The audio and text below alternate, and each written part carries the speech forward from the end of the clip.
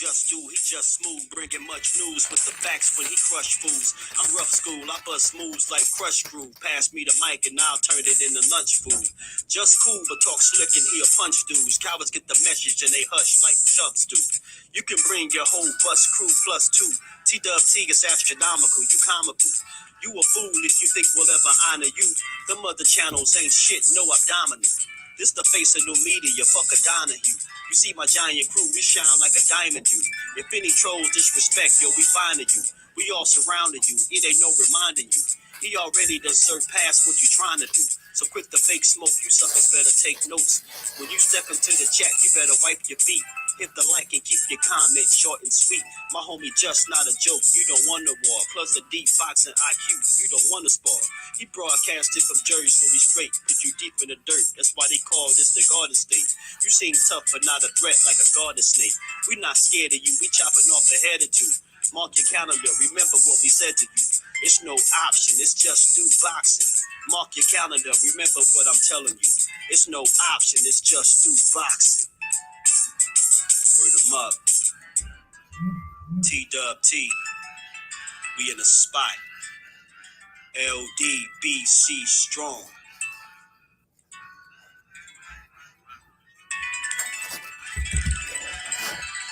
What's good with the family? What's good, y'all? Good Thursday, man. Good Thursday. How everybody feeling on this Thursday? Appreciate y'all pulling up as always. Y'all know we back at it to talk some boxing. I wanted to check out this press conference with BENAVIDEZ and Plant today too while I was live. And we're gonna do that. We got a number of fights to talk about, man. So it's some. If you paying attention to the right stuff in boxing, it's some real good fights about to happen, man. Some stuff that's about to take place in the sport, man. Some good action. We about to actually get our money's worth. This Plant BENAVIDEZ card is, I think this might rival the Plant BENAVIDEZ card might rival Tank Davis card. Man, that might rival Tank Davis card. The way that undercard shaping out, and I had a feeling that they was going in the right direction when the first fight that I heard from the undercard was a banger with Chris Colbert and Rayo fighting. So once I heard that, then it's like they threw in Joey Spencer and Jesus Ramos. It's another fight that I'm forgetting to mention on this card. Yo, this whole undercard shaping out to be man, a good ass man. They PBC, our boxing is moving back in the direction we needed to, giving us real fights, real cards. This Plant BENAVIDEZ card, I think, will rival the Tank Davis card, and it could potentially be better.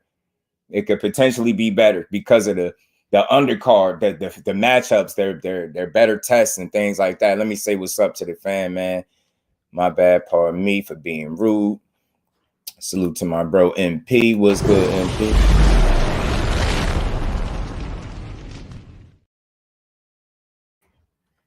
What's good with you, Brody? My baby girl, there she goes. Salute to my queen. How you?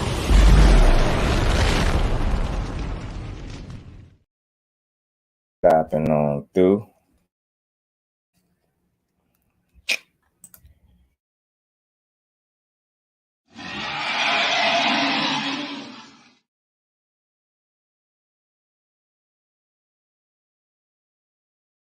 What's good with it, baby girl?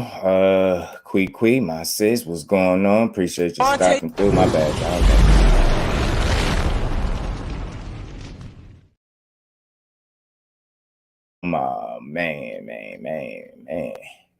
Man. Oh, okay. Appreciate you, sis. Appreciate you, man. Appreciate that, man. I know you're gonna get it to me. Shower Allah, salute to the queen. How you feeling, queen? Appreciate you stopping through. Kev, my bro, what's going on with you, man? How y'all feeling? Miss Joette, peace, queen. How you feeling? Appreciate you stopping through as always. Mike Kirkland, my bro, what's going on, Mike? How you feeling, man? How y'all feeling, man? I don't even care about no like button no more. I don't think I care about that. People hit the like button, they hit the like button, right? I don't care. I ain't gonna be yelling at all show, every show, hit the like button. Hell no, I ain't doing that. I'm trying to stop doing that, y'all. But how y'all feeling, man? How y'all feeling as we get started, man? Again, it's a lot of good action that's about to take place. I want to check out this press conference with BENAVIDEZ and Caleb Plant. So I think it could be entertaining, man. And these dudes don't like each other, bro. The fact that they don't like each other is a plus. I love it. I love it, man. Somebody gonna get hurt, and that's just what I want to see. Ain't gonna be no love lost between these dudes. It's crazy that it say all of that hand orange cup. That's crazy. Salute to the queen. Appreciate y'all stopping through. As always, man. We gonna get to it. I'm gonna play some of this press conference. I want to hear this press conference. So we gonna get to it. Y'all give me just this second, man.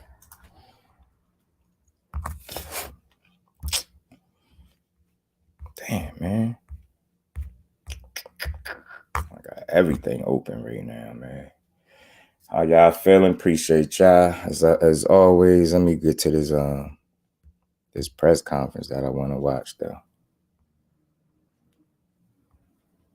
Yes, sir.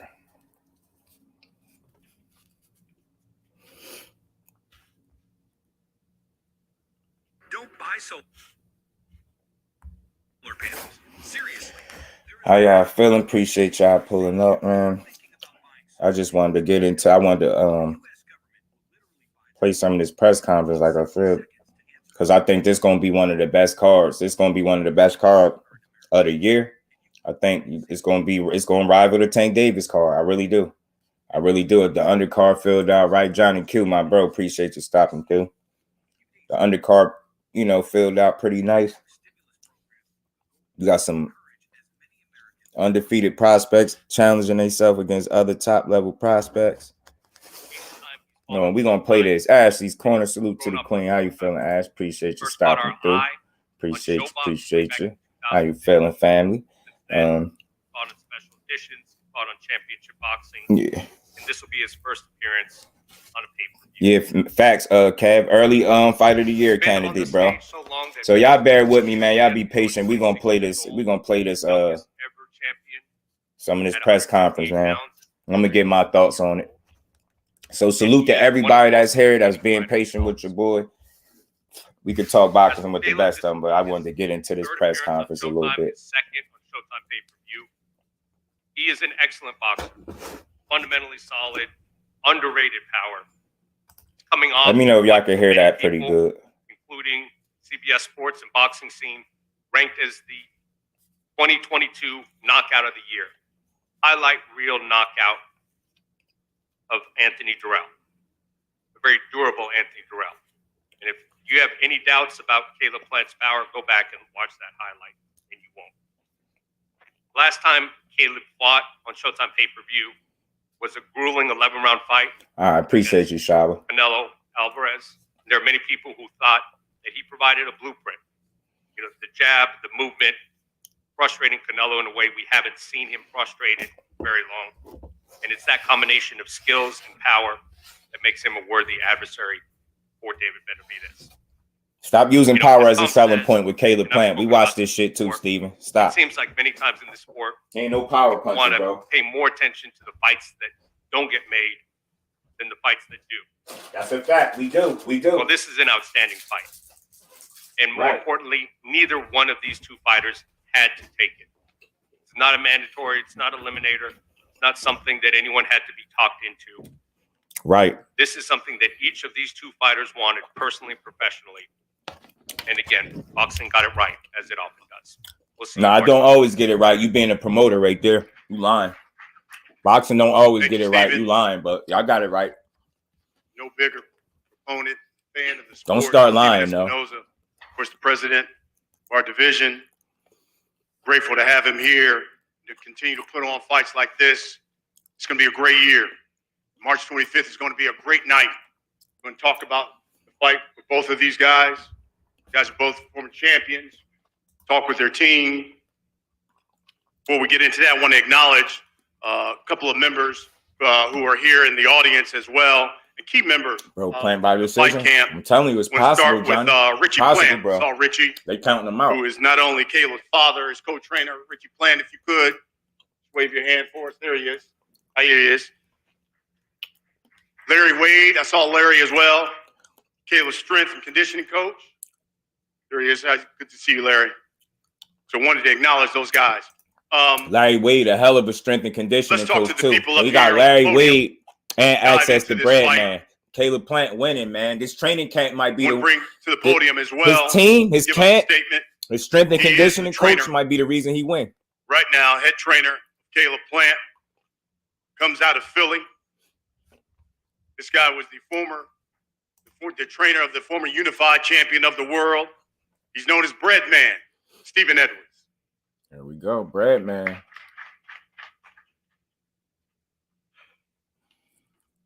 you guys doing today? Privileged to be in this spot. Get to showcase our hard work against a great fighter, David Benavidez. I feel like I got a great fighter in Caleb Plant. Very just ecstatic to show what we've been working on March 25th. He talking all on shit, y'all. I just wanted to do something different today, so y'all, I wanted to play some of this press conference, man. At the end of the day, these kids got to fight on March the 25th. So all of the bad blood, it really don't matter because they can settle it, in about. Hold on, man. Hold on, y'all. Let me see something real quick. Of boxing, we kind of all need each other to make money. We don't take these fights. We can't provide a certain kind of lifestyle for our family. So,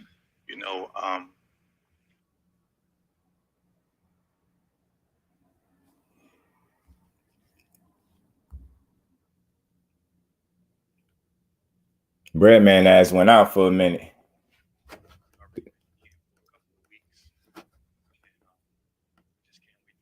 He having some issues with his mic. His shit low as hell. Man, fix that man mic. We can't hear the shit he just said, bro. Now to the Benavidez side of it. Bring here to the podium. This man, he's also the trainer. He's the manager. David Benavidez. And most importantly, his father. Jose Benavidez Sr. Well, first of all, I want to thank God for giving me the opportunity to be here. D3, my I bro. want to thank What's all the good fans, with the media, Sansa, my promoter, Picasso, also TGB, Al Heyman for this big opportunity. What's good with it, bro? I'm just telling you guys, this fight is going to be a good fight. You guys got to get your pay-per-view fight.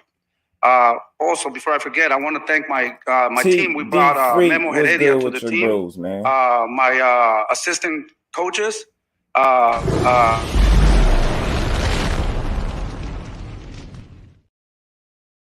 So I need assistance, you know, and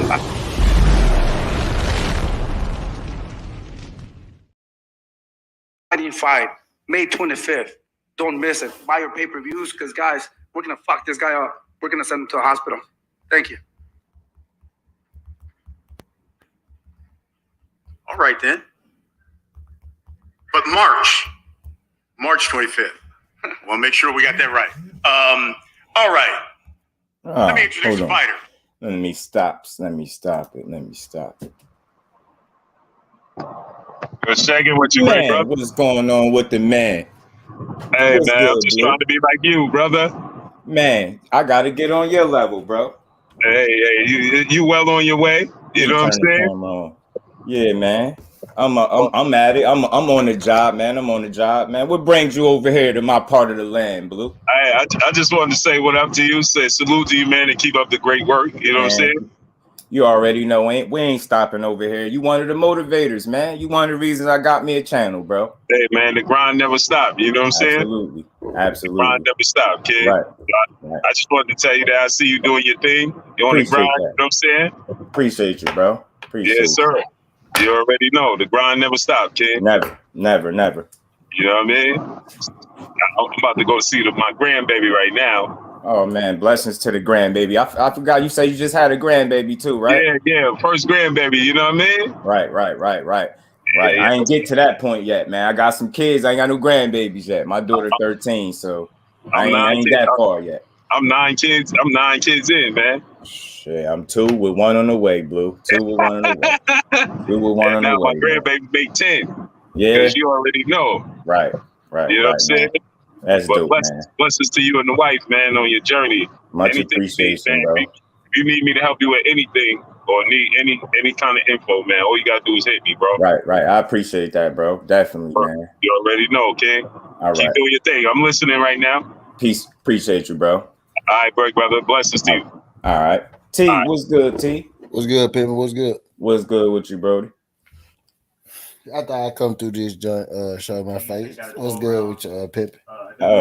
Shit, just listening to this press conference from David BENAVIDEZ and the game, you know.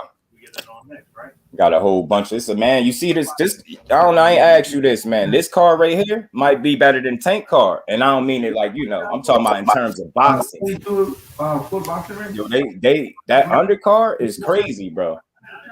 The undercard is crazy. Appreciate y'all, man. Y'all smash that like button for your boy. We're gonna finish playing this press conference though. But what you seen this undercard, bro? I'm missing something. You on mute? You on mute, T? A1. What's I'm playing this. I'm playing this joint my damn self. Oh shit! You was playing a press conference too? My bad, Joe. I had to pause it for the good brother Blue stopping through, man. Oh shit, man. I gotta I'm gonna finish playing it though, man. We're gonna finish getting through this, y'all. My bad. That's what y'all came here to see. Coming to the podium is a man who, you know, if you heard Steven describe it, sublime boxer. Right. Don't let the smooth taste fool you now. He's got some pop. You can ask Jose Uzcategui. You can also ask Anthony Durrell. CBS Sports, boxing scene, knockout of the year. They got to stop using the power as a selling point. 30 years old. Plant. He a boxer, bro. 22-1. He's got 13 knockouts. Of course, coming from the Ville, Nashville, now living out of Las Vegas. He's known as Sweet Hands. Caleb Sweet Hands Plant.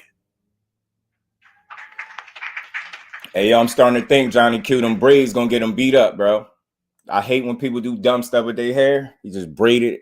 Opulent LDTV. Salute, bro. The Jelly Bean. What's good with it, bro? Appreciate you. A1, my brother. What's good, A1? He was my manager. I want to thank Steven Espinoza and Showtime. Thank everybody for coming out today. And we got a big fight on our hands. But that's good. That's what boxing needs, big fights. And I want to be someone to help deliver that to the boxing world. Yeah, ask them braids. I don't know how I feel about them braids. I think they might be extra. You know, coming off of 11-month layoff after the Canelo fight, I could have chose somebody to get in the ring with that no one knew, some nobody, just some sparring session of a match. But, you know, I told my team I want to make the biggest fight possible. And that may not be the biggest fight out there, but give me the biggest fight possible. They came back to me with two-time former world champ Anthony Durrell. And he was ranked high enough in the WBC to make that a 12-round WBC title eliminator. What's good with it, A1? We just champ, playing some of this press conference, title man. Eliminator means I fight him. That means we get it on next. Oh, shit. My bad, guy.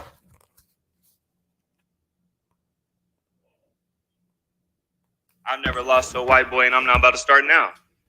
Who the fuck said that? When did I Anthony Durrell? Am I Anthony Durrell? I'm not talking about you. Anthony Durrell? So don't bring that up. Like if I'm the one saying that shit.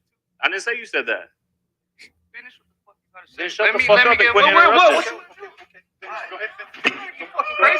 Yes, I love this, y'all. We could have got outside the fucking hotel. You're a fucking pussy. You got all these fucking people with you. This dude ain't scared. You ain't scared. That's He's so mad. I'm about to beat the He's so mad. You're not gonna do nothing.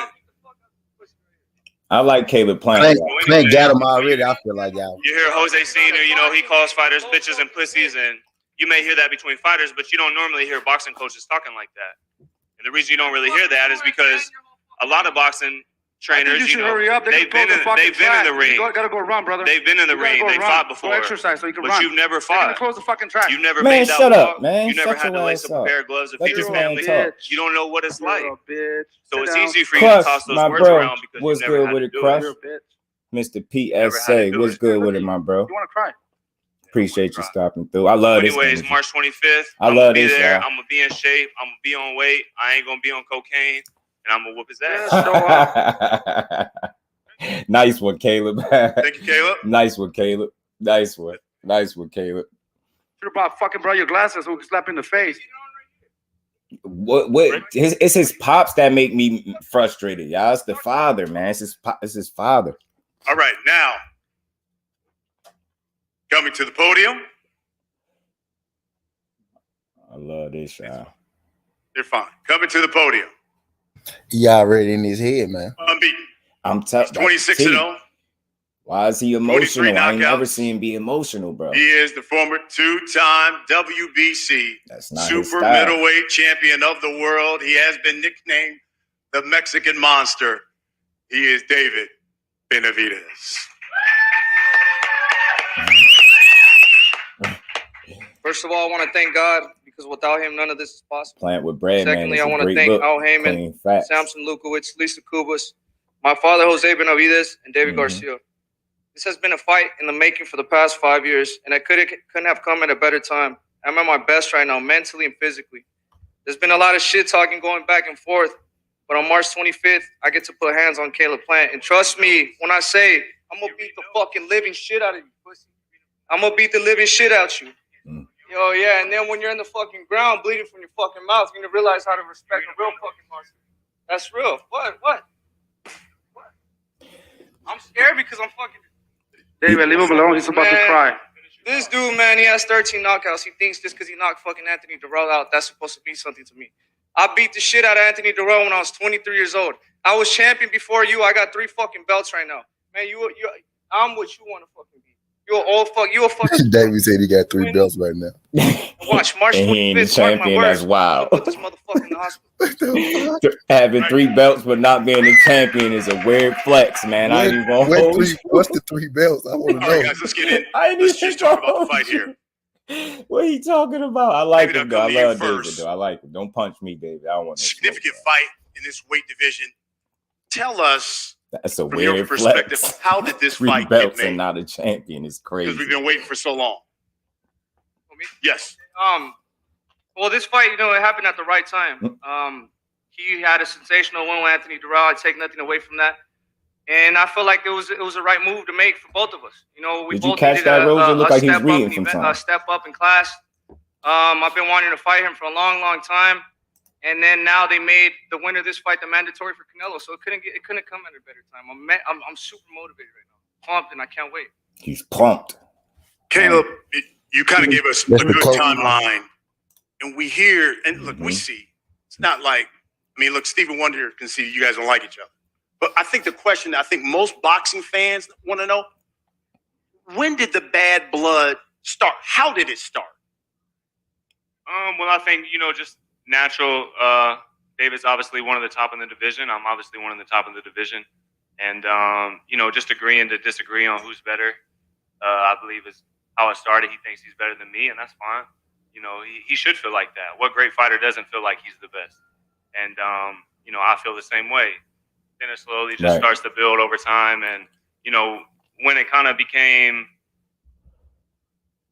more than just regular fighter-to-fighter banter, going back and forth is when, he started bringing up, my daughter Aaliyah's name and Senior I'm talking about.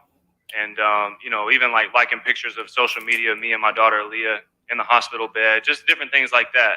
And once it got to that, it was like past, oh, I'm better than you, or, you can't beat me, I'll beat you up. Once you start to bringing someone's kids into it and, people's wives or anything like that, to me, that's past the point of return. Just to get that clear, you got to check out. You got to go check the internet about your life. I didn't make that shit up, man. I got respect for your daughter. I have kids. Shut up, you gotta bro. Stop that shit, bro. This dude, man. I don't like him, yo. I'm sorry. I don't like Jose Benavidez Sr., bro. I didn't make that shit up. Shut up, dude. Let the fighters talk. You talking too much. I'm about to call him out for a fair one. I'm about to DM him next. He don't obviously shut up here saying what you were going to do. You were quoted in the boxing scene by saying, quote, I'm going to break his effing mouth. And I guarantee you, I am going to knock him out. But you also told Jose Benavidez got one more interruption, yo. I'm DMing. I'm going to give him the worst beating he's ever had, and his corner is going to have to stop the fight. And I'm going to enjoy watching him quit on the stool like a bee. So I guess which one is it? Are you going to knock him out? When I did that interview with Ellie, it was 2 weeks ago. Now, I wake up feeling different every day. But I feel like, for me, what the fans want to see, they want to go in there, they want to see a knockout. And he could try to act Mike. Like I'm not like that. But look at my record: 26-0, 23 knockouts. David coming like somebody angry. They're beat the fuck up. Right. His partner in training. And I don't want to be a dick either because I love Kyron and Davis. But I don't. When I get up in here, I don't play around. They know what I am. I'm the Mexican monster. This is exactly what I do. And he's no fucking different. He's no different from any other fighter I fought. So he's gonna see March 25th. Caleb, you guys have certainly had back and forth on social media, and you said, "Quote: There are wolves and there are sheep, and if you don't know which one you are, then you aren't a wolf." Explain to us what you were talking about when you said that to David. No, that's not what I said to David. That was just a caption on an Instagram post of me on it. That had nothing to do with David. That's just for life in general. In life, if you want to succeed, you got to be a wolf. And there's wolf and there's sheep, and if you don't know which one you are, then you probably aren't a wolf. So, David he's repeated. I like a number of things intellect, man. He's Jose Uzcategui, I remember him saying about you. Anthony Durrell said the same thing about you. That look, all this guy's going to do is run around the ring. I'm not Uzcategui, and I'm not Anthony Durrell either. You knocked Uzcategui down a couple of times. We saw what you did to Anthony Durrell. What does David Benavidez need to know about Caleb Plant and the power he has in his hands on March 25th? Like you keep saying that. March 25th, I'm coming. Prepared. And I've been at the before. A1, you ain't shit, bro. So, from now to March 25th, it's really just about who can train the hardest from now till then. You gonna help me, man. Who can keep their foot on the gas without taking it off during camp. Hey, but you know how the canvas feel too, so I'm gonna put him back on that motherfucker. Yo, I love this. So you don't know how the canvas been laid out before. The canvas. Now you don't fucking understand it. What? They're talking crazy. I can't understand. David want to fight outside the ring. What about it? That was about to fight before the press conference. On the fucking floor already, so I'm gonna put you. And you've been on the canvas too. You got dropped by Ronald Graville. I didn't get fucking put to sleep like you. I wouldn't put to sleep. I got back up. You got knocked the fuck out. I got everybody. Hey, I got back up. You talking about you don't know if you're a fucking wolf or a sheep, motherfucker? You've been on the floor. You a sheep. What are you talking about? You ain't no fucking wolf. Sheep don't get to sit up there. You a fucking sheep, bro. Sheep don't get to sit up there. One of the things. Motherfucker so hurt. He thinks he won that fight. And you aren't a sheep. Hey, David, and you aren't a sheep either. I don't think you're a sheep. One of the things you that don't get to sit up here on the stage. See? I know you're a wolf. I don't know, y'all. I love the mental you game. And touched the Caleb canvas. Plant. I know I got stopped, but I got right back up. You got knocked out. And I wanted to continue, but hey, the rep did his job. It was telling you, one guy sound emotional. I took my hat to Canelo. He's a one guy sound like he under control. One of the things that's not no knock on me. Yeah, one of the things that Jose talked about, and you can address this too, Caleb, is he said, listen, Caleb Plant wanted a bigger ring. We've agreed to give him a bigger ring. Tell us why, if that's true. Well, yeah, after the fight with Darrell, I knew that it was time to move forward and make the fight with David. And if, we couldn't get that done, I was trying to step to Charlo and see if we could make that happen as well. Luis said, what would it take? What does that have to do with the bigger ring?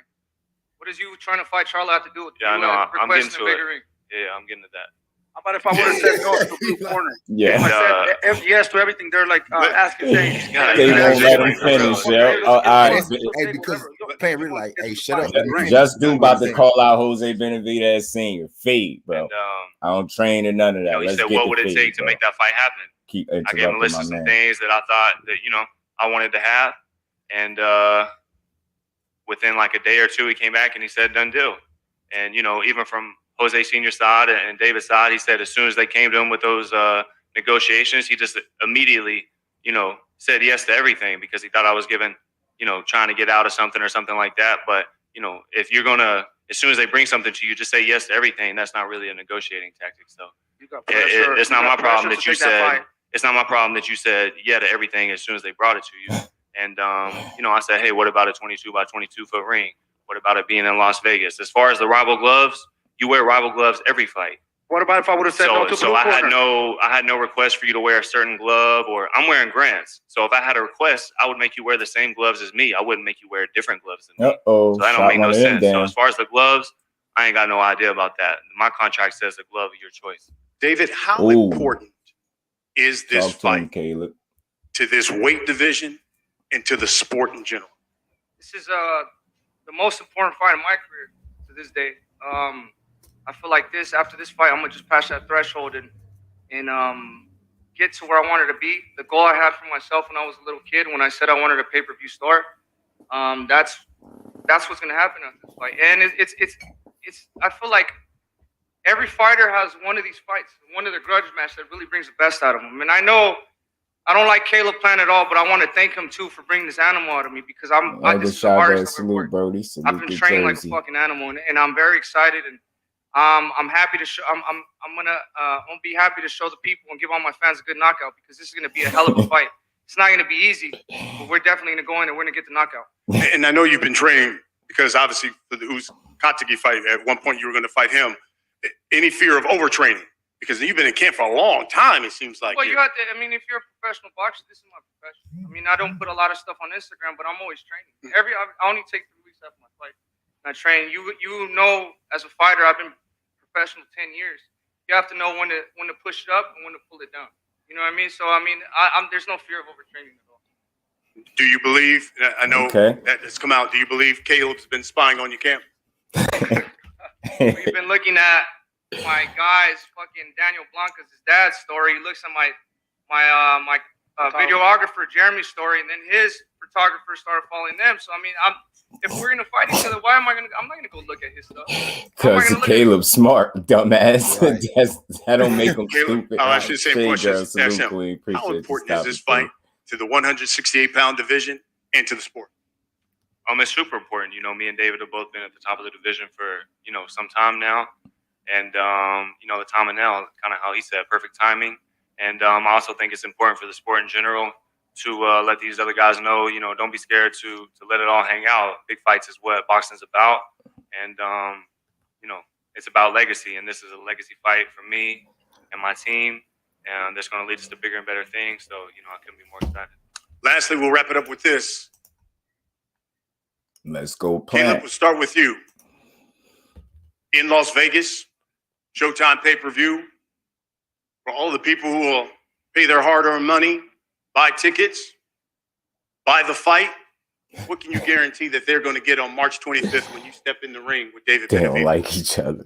They're going to get a hell of a fight. I mean, again, I've never said David's a bad fighter. I don't think he's a bad fighter. I'm not interested in fighting bad fighters. I want to fight good fighters. I want to make big fights happen.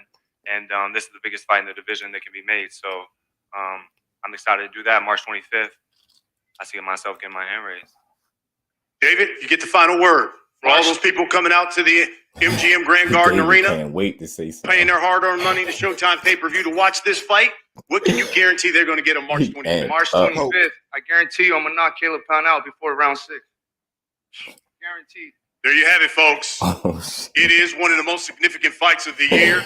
It goes down on Showtime pay-per-view March 25th, Saturday, 9 p.m. Eastern. That is 6 o'clock Pacific time from the MGM Grand Garden Arena.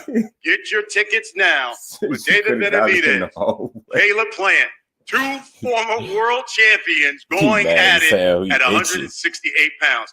Guys, if you would, just have a stand right there. You can stand right there. We'll just stand, face there. Oh, man. Face those cameras. That's it. Just face the cameras. And so we can get a good picture here. That's it. It's what people want to see. David Benavidez, Caleb Plant. Somebody getting smoked in this fight. The 2 top guys at 168 pounds on Showtime pay-per-view March 25th from the MGM Grand Garden Arena in Las Vegas. They need to sit their goddamn by decision plan. Yeah, I feel. Thank you, everybody, for coming out. Thank you for watching. We'll see you March 25th in Las Vegas and on Showtime pay-per-view. Man, that was a damn good. That was fun right there, man. And like I said, man, the good thing about this, y'all, is I think we really could make an argument that this card could be better than the one we just got January 7th, y'all. David got 3 WBC belts. Teasing fool. He's still on that. He letting it go. He had all the belts at the stand. He had all the belts. Hey, now Roger, you know what I noticed, Roger? I noticed Caleb Plant stood there for a face-off and David Benavidez walked off. Yeah. That's what I know. D1 was good. D1, appreciate you coming through. David Benavidez did all that, and then he ain't standing there for the face off. Yeah. He big and uncomfortable and shit. That's them braids. Them braids. The nigga carried 3 interim WBC. Nigga walking around with 3 interim belts. And he making an argument that he got 3 belts. He ain't trying to hear nothing else. He got 3. 3-time interim champ. Nigga undisputed interim. He the undisputed interim champion right now. He got all the secondary belts. Man. He get one more belt, he'd be an undisputed interim champion. That nigga undisputed. That nigga the undisputed regular champ, dog. Oh my God. That nigga the undisputed regular champ of the world. Oh my God, yo, man. Ghost, what's good, Ghost? My bad, y'all. You know we gotta have a laugh, y'all. The best number 3 in the world, dog. Yo, I'm telling you, yo, no number 3 better than David. Yo, he got all the strength. Carrying 3 belts without being a champion is a wild flex, yo. That's a wild flex. Y'all fucked up, man. And I like him. That's my boy. His first belt was a regular belt. The one he lost with the cocaine, that was a regular belt. Man, he carried around 3 in the Continental W. Why are you carrying 3 WBC belts? He's only the WBC interim champion. You're not. You don't have 3 WBC belts. His original belt was a regular title, though, man. He the undisputed. He 88 Sports Talk was good, fam. Jay He the Wise was undisputed good, WBC regular champion of the world, dog. how y'all bros doing? Shut the fuck Sports up. Brotherhood was good. On TV. He's the WBC He the undisputed WBC The undisputed Hey, yo. That's crazy, though. He's the WBC Arizona champion. Man, why didn't nobody tell them not to bring out them WBC? Why did he bring? belts, All right, though? bro. Okay, you can bring the interim, bro. You can bring the interim, bro. Okay, that's cool, bro.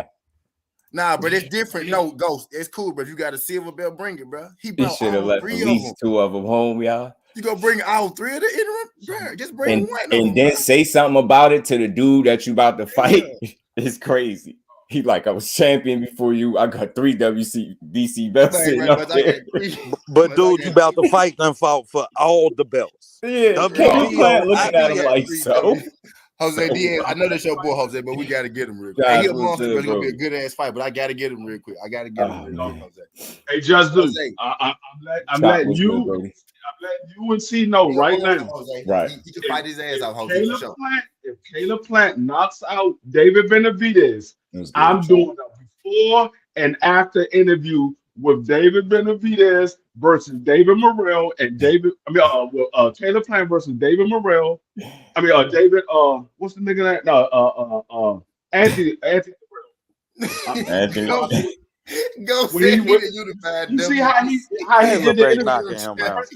You see how he did the press conference with Morrell? Diamond Man was good, bro. Benavidez. The unified WBC in the Continental champion of the world. Unified undisputed WBC regular interim in the Continental champion of the world. He the undisputed WBC champion. Undisputed. He's the undisputed, unified. He's the unified. He needs one more belt to be undisputed. Interim regular Continental champion of the world. He better not miss weight, boy. Yeah. He's the unified WBC champion of the world. He need one more to be undisputed WBC champion. He need to Riddick bow them goddamn belts. He better AJ them joints, throw them right over the ring. The unified WBC. Listen, I'm gonna tell you how stupid this is. Y'all stupid, yeah. That's like Floyd Mayweather bring all 26 David too good of a fighter, bro.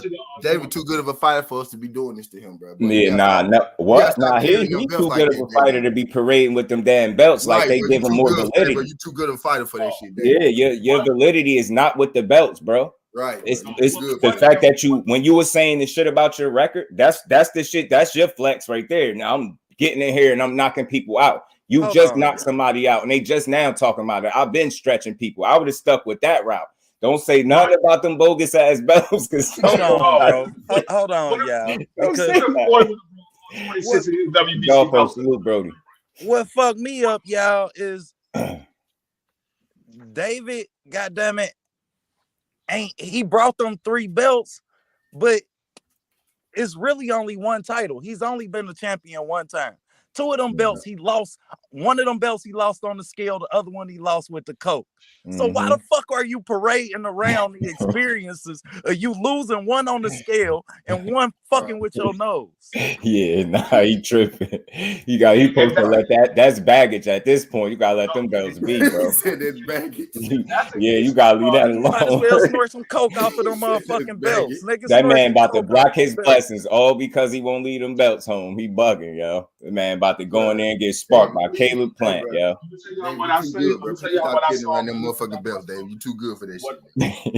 Please stop carrying around them motherfucking. And still salute Brody. Man, y'all, appreciate all y'all. Y'all smash that like button. You know, we had to get a good laugh out of it. You know, we could talk the boxing with the best of them, but that was funny, bro. I love the energy though, man. That man is ready to fight like right now, like today, like right this minute. He wanted to fight bad. No, he really did though. He said, man, you try to act like that. You got all your boys with you. Look, got it in the hallway. Some he said, it was like this dude. Grandman brought the whole Philly with him. Yo, I'm telling you. Show out, Caleb. David Benavidez, remember what happened last time? All of them got together, so he had to make up for that part. He was ready to go. Oh shit! You say you got Benavidez sparking my boy. Nah, I love Redman and his energy though, man. He was quiet. David Benavidez looked nervous to me. He ain't look like he was ready to fight. You know damn well you ain't about to fight with all them big ass dudes standing on that stage. You know It's you a ain't show, about D. You know it's a show, Stop D. all Some that. people go fall for it. You know, some people ain't. It's a show. You know. That's what, but you know what the wild thing is? That Gucci jacket he got on, Caleb Plant never you not fighting flinched, nobody bro. in the He Gucci, didn't bro. You even not care. fighting nobody with Gucci on, bro. Stop it. Man, what that shit Caleb is Plant heavy. didn't care about nothing he was talking about, yo. He was his hands was in his pockets, yo. He was so unbothered by that shit. Yo. This shit Caleb costs Plant was a Carhartt, This y'all. shit costs $2,100. You ain't fighting nobody in that damn game. It looked the same way as he was when he had the press conference with Darrell. The same way he had the press conference with Darrell, that same way Caleb Plant was looking. And he came in a Carhartt. I'm rocking with who coming in a Carhartt. Right. That boy showed up in a Carhartt. It could be, Jeff, man. That stage, it do get the people for one, because he already got braids at, like, you know, he lucky he's still in his 20s, or I gun him for that. But I'm gonna let him slide. But don't come into the fight with them braids. Leave them braids and them belts home too. Don't cut them shits. Do something else with the head. Last time we seen somebody come in there with some hair, beat knocked the weave I'm out of telling you, bro. Melon I got a weird superstition with unnecessary hairstyles, bro, and that's one of them. You look awkward, man. You look out of place. Just cut your shit. Do how you was doing. You good. Like, don't stop braiding your shit. Caleb Plant told everybody that he lost the belt because he was Mike Biggs, what's good with it, bro? Yeah, he did say that shit. Man, this shit that he told everybody he lost the belt because he was snorting coke. That nigga was everybody ain't know that shit. I'm sitting that stop. Hey, that's what pissed Jose off. Jose started getting mad after Caleb said that. Like, I'm telling you, bro. I was snorting coke with my son. Caleb stayed throwing nigga on the buzz list. What he did at the Canelo. He said you just mad because you took steroids. And I don't take steroids. Right, he just did David the same way. He said he lost the first because he was cocaine. Man, Caleb don't get no fucks. He been in Philly, y'all. Yeah, Caleb don't care. He was so unbothered. That man did not care, bro. But that was funny. I enjoyed that. Hey, look, real quick. Like, on topic though, did y'all peep? Maybe it's just me. You know, I'd be overanalyzing. They say I overanalyze shit, right? But look, we supposed to do that. I noticed it after it was over with when they came in the front of the stage, right? Caleb Plant was waiting for a face-off, and David walked off.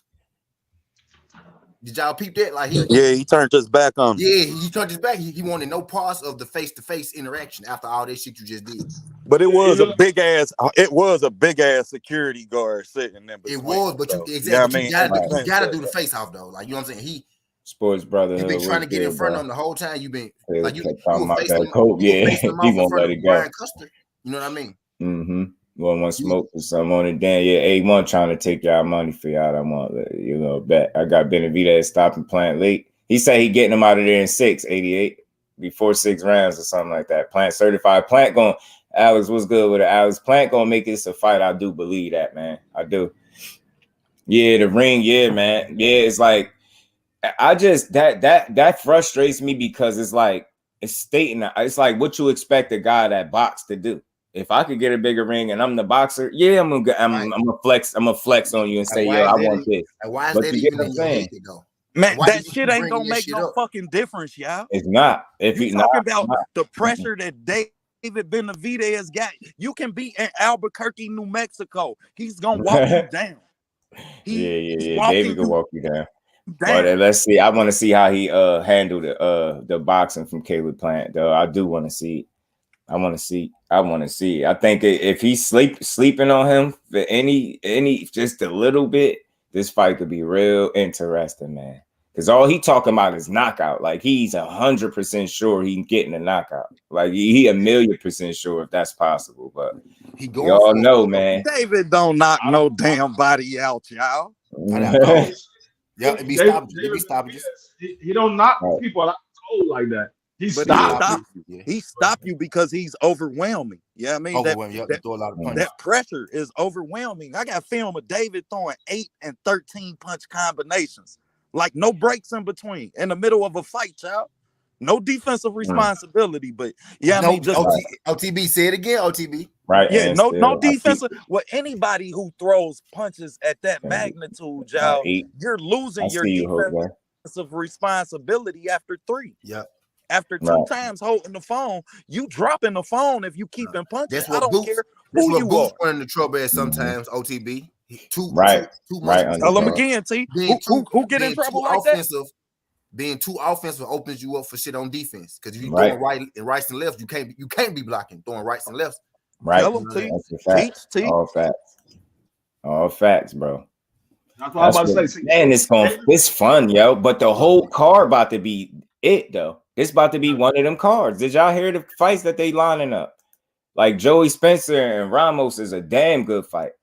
And somebody fighting the other Ramos. I forgot who. Somebody fighting another Ramos. Abel. Somebody fighting his ass. Joey Spencer might get stopped. Man, that's a but D Free. Somebody might get stopped, period, in there. Whoever make the first mistake or the biggest mistake. Because I seen Joey Spencer fight live, man. If there's one thing I could tell you, yo, I can honestly say, yo, it's a difference between he made me feel the difference between the weight class that was, I think dude that was just in the ring was at 47 and he came in at 54. It's definitely a difference in that punching because his shots was sounding off. Even one dude was blocking and he ended up knocking dude out. I like Joey Spencer, man. Got that farm strength, man. No, you're free up on that farm. I'm just thinking about Joey Spencer last fight. He didn't look all that impressive. Yeah. Didn't look all that impressive.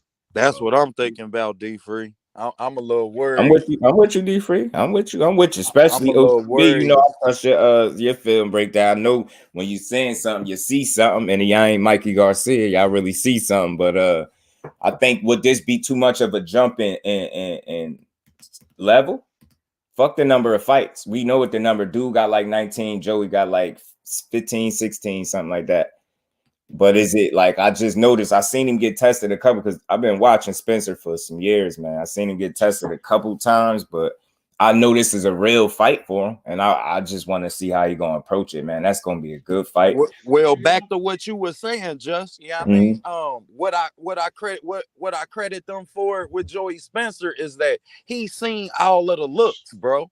Yeah, we've seen him fight southpaws. We've seen him fight orthodox back foot fighters. We just seen him fight a pressure fighter. Yeah, I mean that was an orthodox fighter. So yeah, I mean by now they've shown him all the looks. So yeah, I mean as much as he wasn't real impressive in that last fight, that was because he was fighting a hell of a pressure fighter. Dude was on his ass. Like you know what I'm saying? Yeah. So one thing that was also seen in that fight was he was taking punches to the face, and Ramos hit him with a couple of those punches. Is he going to be still standing? Rick was good with it, Rick. Appreciate you stopping. Hey, D Free, to me that could be a fight where they both punch each other and knock each other out at the same damn time. Hey, it's a possibility. It have happened in boxing. It's a possibility. That's one of them fights. Because, like I said, I'm trying to see it like that. That last fight, Joey took a couple of shots to the chin where he should have been moving his head. His head was staying right there. I'm gonna check that out, Adolfo. Appreciate you, bro. Everything else was moving, but his head wasn't moving. His head was sitting right there to get hit. Right, Roger. Right. It is. It's a real test, and I know that because I follow Joey Spencer close, so I seen the fights, and I'm glad I got to see one live. He put in work in that fight and got a knockout, but man, this Ramos kid ain't coming to get knocked out. He coming to try to knock you out if he could. And man, and I just want to see his approach at the game plan. Man, I'm gonna be glued in. This whole card about to be good. Then you got Chris Colbert and Rayo. Just the circumstances surrounding that alone make that fight good. Coming off losses, man. Chris Colbert going to sleep. Chris Colbert is going to sleep. D Free, you got to D Free. Rayo got stopped his last fight, but Chris Colbert is not on the level of that dude that Rayo fought last time. Right. Chris Colbert is not on that level. Chris Colbert is going to sleep. I'm telling you. Right now, Chris Colbert is going to sleep. Right. If Hector Garcia can drop Chris Colbert, Rayo is going to knock Chris Colbert out. Right. I mean, it's going to be a real test, and I want to see his approach to that fight as well because he's fighting a dude that could really punch. See, Hector Garcia had decent power, respectable power, of course. You know, obviously good enough to knock you down, right? But at no point did I think he was going to knock Chris Colbert out. That's not the same for Ryo. If Ryo was able to touch you how Hector was touching you, bro, I don't think you make it to see 12 rounds. If this is going to be a 10 or 12 round fight, whichever one it is, I don't think you make it to the final bell. If he get the touching on you, because he a lot heavier handed and he's more offensive, you know what I mean, he gonna keep coming. So his approach to this fight gonna be important. But Colbert could fight, y'all. I don't know, man. People, I get it. What have you done for me lately? And I ain't calling nobody no world beater, but you're not gonna tell me that man can't fight, man. Before he took that loss, he was looked at as one of them ones, man.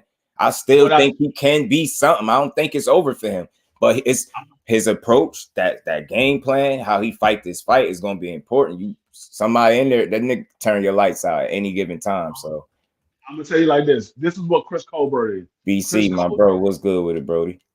Chris Colbert has the skills, but he doesn't have the mind frame. His mind frame is he thinks he's a superstar. You're not there yet. Right. He has the skills to become a superstar. But you know what? I think the loss kind of humbled him a bit. I think the loss kind of like he still talk a little bit, but see, it ain't the way he was talking before, and I think that's for good reason. I think that you really got to show something. Like you can sit here and talk all you want, but you gotta back it up, bro, because you just went in there, did a bunch of talking, and you curved out when it got tough for you. You got up out of there. So I mean, you mentally checked out. So the last time we heard the nigga Chris Colbert talk, he was telling everybody, Shakur know my bodies. Yeah, Shakur was like, man, what? Like, what that mean? He said, man, I don't remember that. Shakur was like, when he beat him up or something. He like, oh, nah, I remember, but you know I wasn't in shape though. Shakur said, man, how the fuck I know what you was, man? I don't hang with you. Like, what? You just said it never happened. Then you gonna say, oh yeah, I remember, but I don't remember how old I was. Good, but I wasn't in shape. Like, what? Who y'all talking about? Chris Colbert. Yeah, Morella beat Berlinga into another career. That boy started doing celebrity boxing after that. Morella do that type of damage to him like that right there. That's career suicide. That's when you just end. That's if you don't want to box no more. If you really don't kind of have a future, go ahead and let Morel be the one to give you your first loss. It's not gonna be good. No, I'm trying to tell y'all. Chris Colbert. Good question, Jeff. I understand he got skills, but the thing is, what a lot of people fail to realize Rayo's activity. Rayo's got fast hands as well. He got fast hands, and I believe he's going to catch Chris Colbert at some point in time in that fight. He's going to catch Chris Colbert trying to show off, and Chris Colbert going to be asleep. They about to fight for real? Yeah. Wow. Yeah, they about to fight. I think they on the undercard, if I'm not mistaken. They on the undercard. PBC not bullshit, man. Wow. What the fuck? Just do. They on the undercard. Huh? They on the undercard, right? Say that again. I said Chris Colbert and Rayos is on that undercard of Caleb Plant, right? Right. Yeah. Right. Damn. So that's official. Yeah, and so is Joey Spencer and Ramos. And it's one more fight that I'm missing, y'all. It's one more fight that I'm missing on that card. I'm like, damn, that shit about to rival Tank card in a good way. Like Ramos? Yeah, no, Jesus Ramos. He 19-0, like 15 KO. Jesus versus who? Joey Spencer. Ooh. Yeah, man. It's better. It's like that. I mean, okay, look, fight for fight, but really, okay, the Villa and Speedy fight delivered, right? Nicholson and Andrade delivered, right? Yeah. Bigger names was on their card, but like, fight for fight, probably like, just from the looks of it, the Tank card ended up delivering, right? But like, as far as matchup wise, this card is different. It's more competitive matchup. Yeah, it's more at stake with these fights. It's people got something to lose, like, and it's in back-to-back fights. It's like the whole card. The different. Tank card ended up being competitive, but from the looks of it, this junk gonna be competitive. Y'all just don't know how good I feel. The fact that I just was speaking on this. I don't know if people really be listening when I was saying they need to get back to giving us good cards. I remember they was doing that. This is an example of the shit that I was talking about. You can't tell me we can't have more of this. You can't tell me that it's too much talent in boxing to have a bad card more than once. Like, it's just no excuse for it. It's too much talent. Like, if you mixing it up the right way and making meaningful fights, man, you get a card like this one. And this just shaped up out of nowhere. And the main event is going to deliver. Whoever win, it don't even matter because the fight going to be good. I think that whole card about to be good. I'm missing one name, yo. I'm missing somebody else's on that card. I'm telling you right now. Yeah, Mike, he curved out for sure. David Benavidez is not getting knocked out because Jose Benavidez Sr. gonna be in the ring crying like shit if he get knocked out. Right. He gonna be crying like shit. They gonna shoot Caleb Plant. He getting knocked out. Yeah, Fate was good with it, bro. Yeah, Hitchens said that he feel like he better than Haney, but he ain't said. You can see, I know he added context to what he's saying, and that's what a fighter's supposed to say. If you really a person that understand words, you would know that he ain't say nothing crazy about Haney. He just said something that you expect him to say. My thing is, dude, what the fuck was that man supposed to say? Right. Rather you feel like he better than him or not, in your opinion. I'm pretty sure he could tell you a way he could beat Devin Haney. Nigga, I could tell you a way I could beat Devin Haney, and we know he fight better than me. But you know what I'm saying? What the hell do you expect him to say? For real though, like for real. He go. But see, that's Devin, where I'm at with it. Devin to dog me. Devin to dog me out. I mean, what are you supposed to say? What are you supposed to say? I feel like if I hit Devin with this right hand, he's gonna go to sleep. That's what you supposed to say. What you supposed to say? Right. I just like to put it in perspective, like he added context to it. It wasn't. And if he beat John Bowser, he very well can say he could beat anybody he want to beat. Yeah, I'm telling you. And I got faith in him, man. I got faith in the young man. I think he gonna both my boy. Yeah. I know it'd be like that, Jack. That's when you get the best fights, when it's somebody that you like on both sides. And I truly think David Benavidez is a hell of a fighter for what he brings to the table. I think Caleb Plant, one of them ones. The styles is what's gonna make the styles, and the fact that they really don't like each other is all we need for that fight to be good. That's all you need. I need to see it, man. I just tired of his pops. He don't want to let them talk like that. That look like nervous energy. You gotta have a rebuttal to everything Caleb Plant say. He can't even get a damn word out without you cutting in. Just shut up, bro. Shut the hell up. You're not throwing a single punch. Don't nobody want to hear you over talk it. Man, it's Caleb's show, man. You out here running your mouth, over talking him, cutting him off. Just shut up, bro. Man, we know your son could punch. But that's the only thing y'all selling. That's the problem that got me a little concerned. And I don't care who you is, unless you straight concussive, you wilderish like that. I'm not trying to keep hearing about your punching power. I want to hear somebody say something that resemble he gonna put together some skills. Like, say something about his skill set. Like, I don't want to keep hearing all day about I'm gonna knock him out, I'm gonna break his mouth. How you gonna do it? What if you can't do it? What if it ain't easy in there?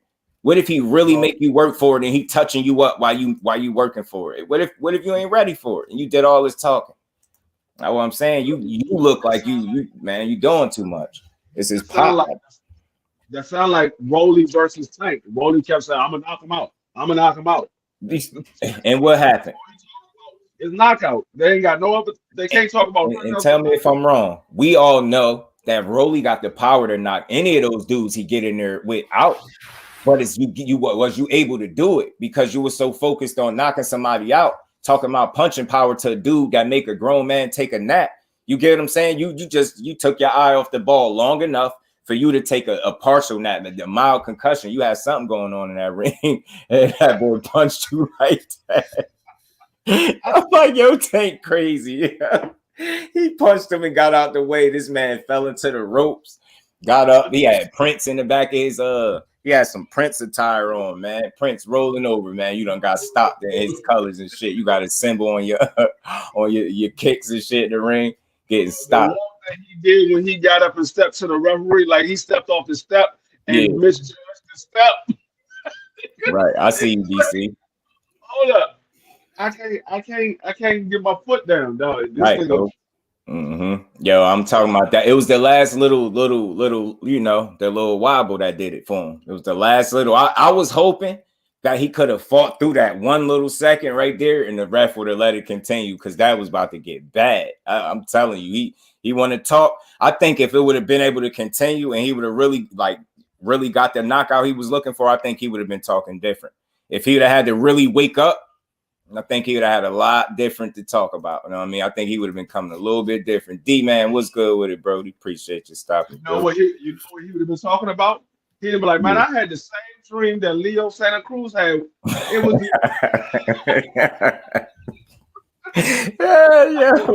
because I'm telling you, stop. I'm tired. I'm so tired of hearing about power, yo. You know what I'm saying? I don't even want to hear Wilder, and I know he punching shit out. I want to hear about skill. Not even he talking about power right now. That's all I'm saying. Like, focus on something else other than power, bro.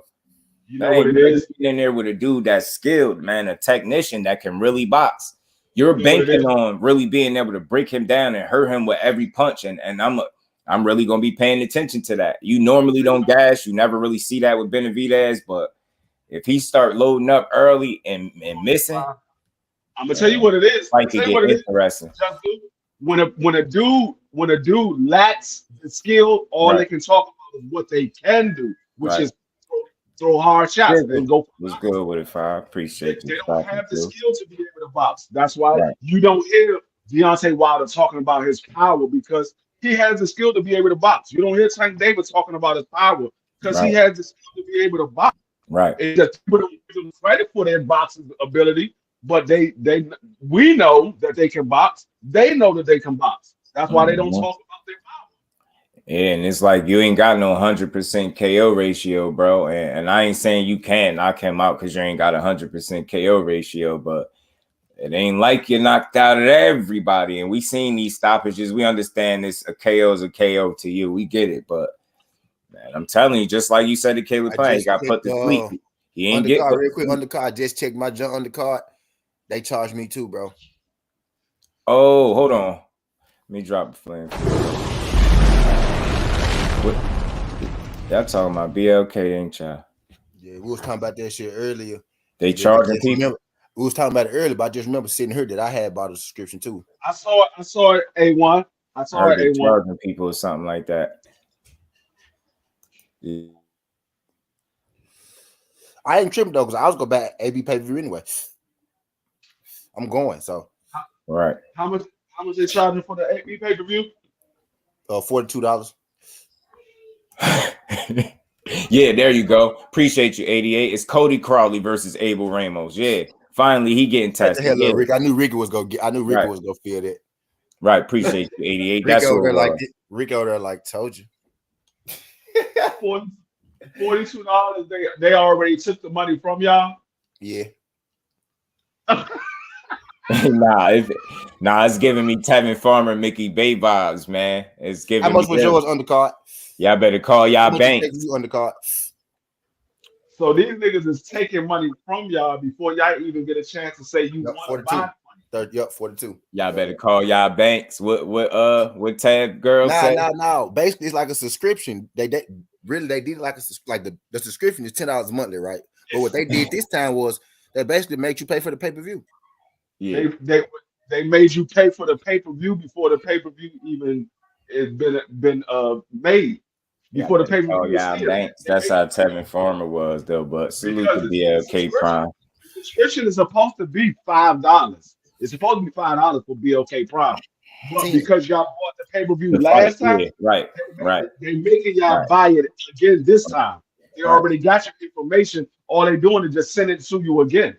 Yeah, they saying D1. They saying when people trying to call and get it situated, like people getting like the number blocking people numbers and stuff like that. Like they making it so you can't talk to nobody. So you kind of got to just deal with it. And that's not on nobody like, that we know. It's just like, that's wild. That's it. And, that's people complaining about that stuff. I'm glad y'all told me that, because I will not be buying a fight on BLK Prime. You're not. Y'all remember Earl Smith? Earl Smith said, I tried to fight, but he wanted to fight on BLT Prime. He said that? Yes. He said that shit on Twitter now. I ain't fucking see that. sometimes Earl just go to talk to the fans. Somebody said something about Duncan Bud. He said, I was trying to fight Bud. Bud wanted to fight Avenesian on BLLT. Yeah, right. You think he did that on purpose? I or guarantee you, bro. If y'all got it's still in his replies. He don't say a whole lot. Yeah, I bet you it's on there still. Nah, facts. 88 Bay and Farmer. His girl was like, "Y'all better call y'all banks, yo." I'll never forget. That was one of the hardest laughs I ever had in my life when I heard her say that, because I was already laughing at something else, and then I came to that, and he let her talk, and she was like, "Yeah, y'all better call y'all banks." Like, yo, that's great. The Farmer girl is his like his publicist, basically. She is publicist. I'm telling you, Mike. Yeah, that was one of the hardest laughs I ever got in my life, bro. She was on point though, dude. She was like, "Man, this ain't got shit to do with Tiffany. Y'all better call y'all banks." Right. Yeah, y'all better call y'all banks. That got shit to do with but Tiffany. just hearing her say it, and it was so nonchalant, like she knew it wasn't on them. Like, y'all better not come over here. Like, what? There's so many mad people right now, and all they try to do is support the cause. Jay Miller, what's good, Brody? Man, that was a good laugh, though. I ain't gonna lie, man. But hopefully everybody get that squared away. And look, I look at it like this.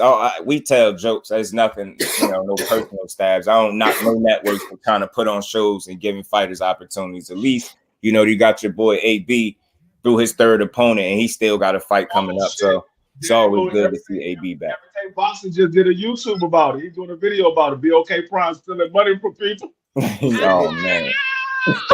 Who said that? Who said that? ETV. Of course he did. Of course he did. I knew he was gonna be the shit. And cancel your subscription. Yeah, all right. I appreciate any network that's gonna allow me to see a fighter that I rock with in a good fight. We was talking about that shit. I knew he was gonna act a damn fool. I knew he was gonna act a damn fool. This dude, man, he crazy, bro. Hey, we was talking about that shit earlier. This guy is crazy, man. Once I saw Undercard say this shit, I said, hold on, wait, I'm subscribed to that shit too.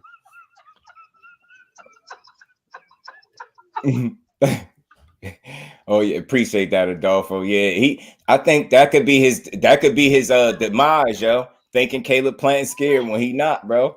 I'm telling you. These niggas say, hold up. These motherfuckers talking about our pay-per-view numbers ain't good. Let's steal all these niggas' money you make up. Hey, these pay-per-view numbers finna be great. Y'all crazy. Hey, B already sold 10,000 pay-per-views already. Damn, bro. Shit. Hey, B sold 10,000 Y'all pay-per-views punched the already. right one time, man. That's crazy, man. Man, these niggas making you pay for the fight before the fight is even here. They made $500,000. They made about $500,000 already. Dang. Ain't no way in the world, though. I'm glad I ain't never buy no fight for BOK Prime. Y'all support AB, man. Damn. AB, my guy. They show got me for the 42. No. These niggas out here. Damn. So what if you didn't have the money in the bank? Your shit would just be overdrawn? Or maybe they'll wait till you get it and take it. That's what I think. That's what I'm thinking. It's a reoccurring fee. That's right? crazy. Check the IG. Your shit will be overdrawn if you ain't had the money in the bank. And you ain't know nothing about it. You'd be like, what the fuck is this? I didn't know nothing about the shit. I literally just fucking with y'all. I thought I canceled. Oh, that's wild.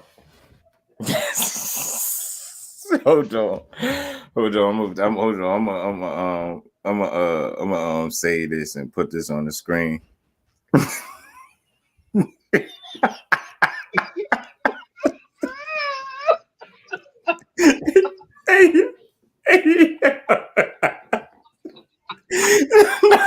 This crazy.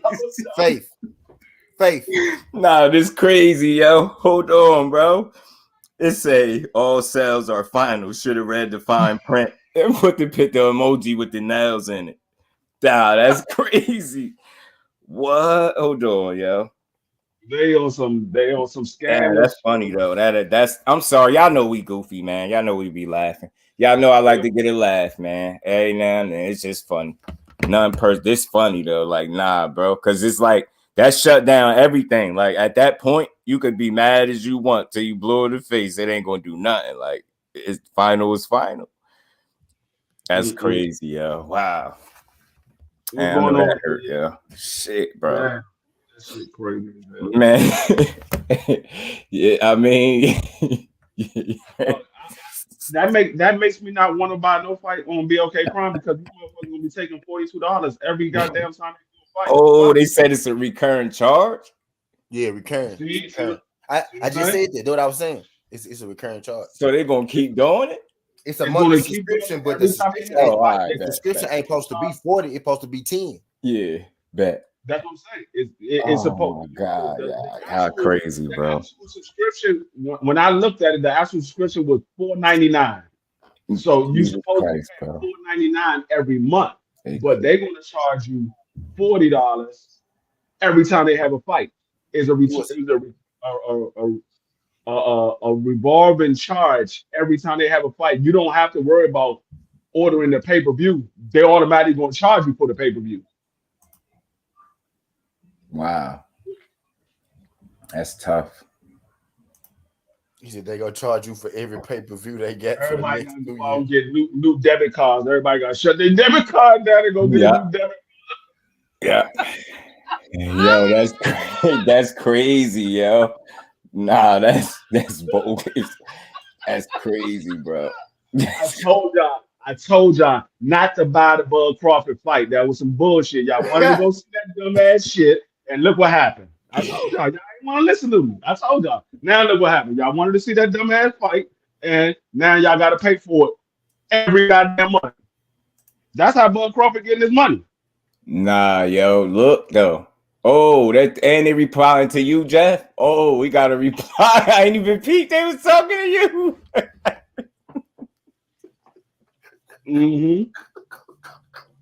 On the card, 23. And BLK Prime.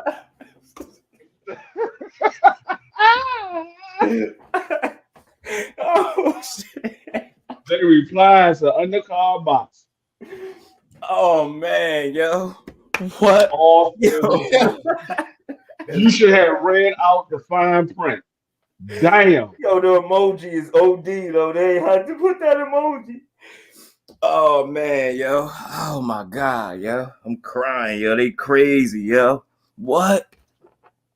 Oh no, I can't even see. Doing my eyes burn. You should have read out the fine print. Yeah.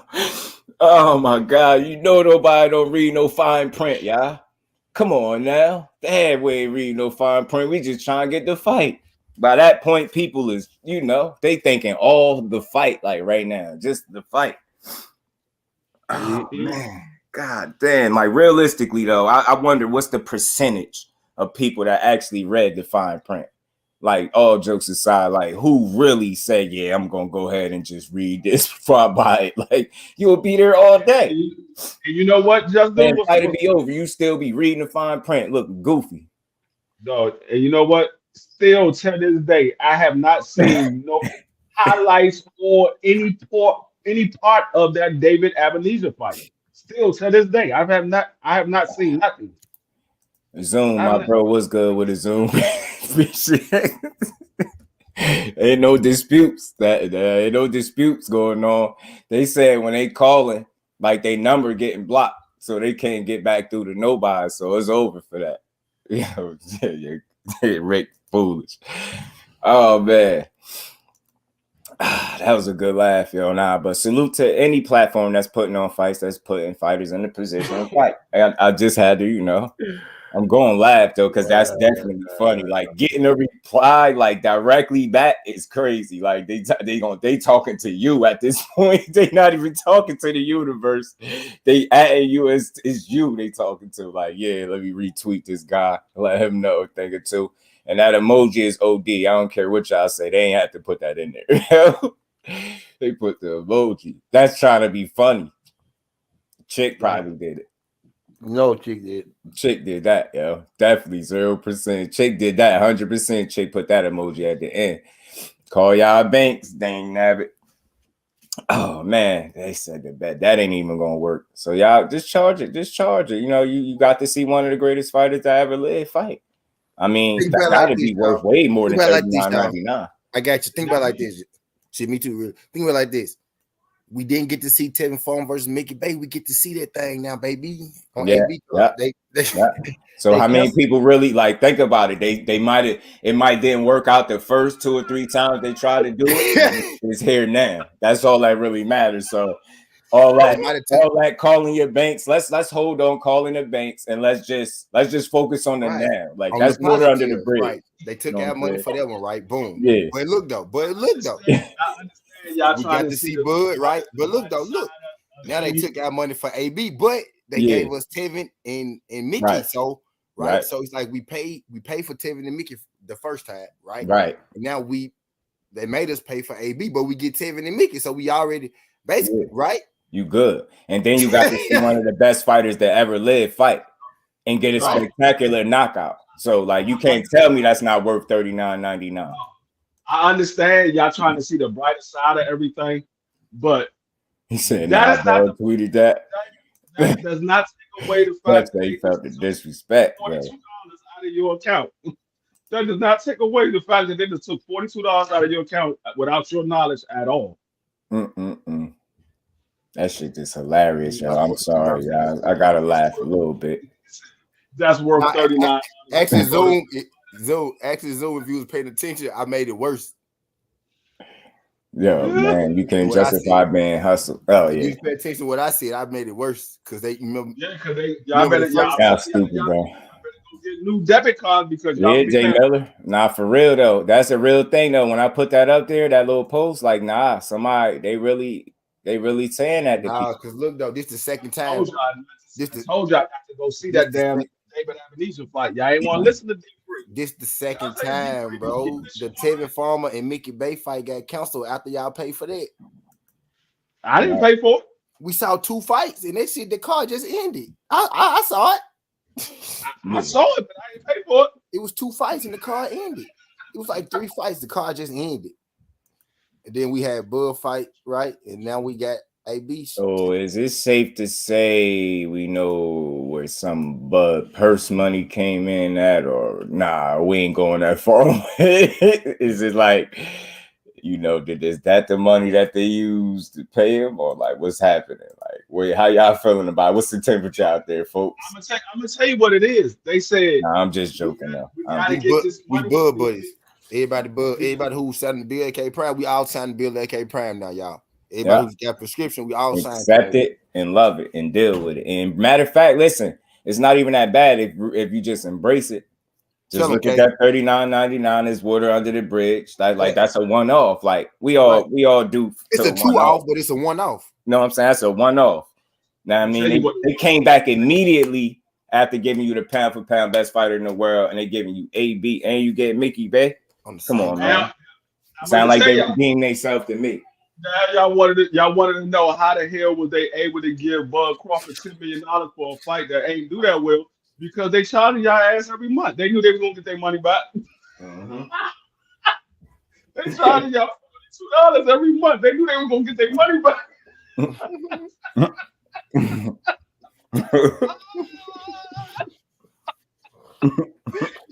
and Blue was on his daggone channel talking so. Oh, well, you paying more money to see Showtime and all them. You paying $79 every time. Nigga, they paying $42 every goddamn month. What are you talking about? They paying $42 every month. These niggas pay $79 if they want to see the fight. You $42 every month.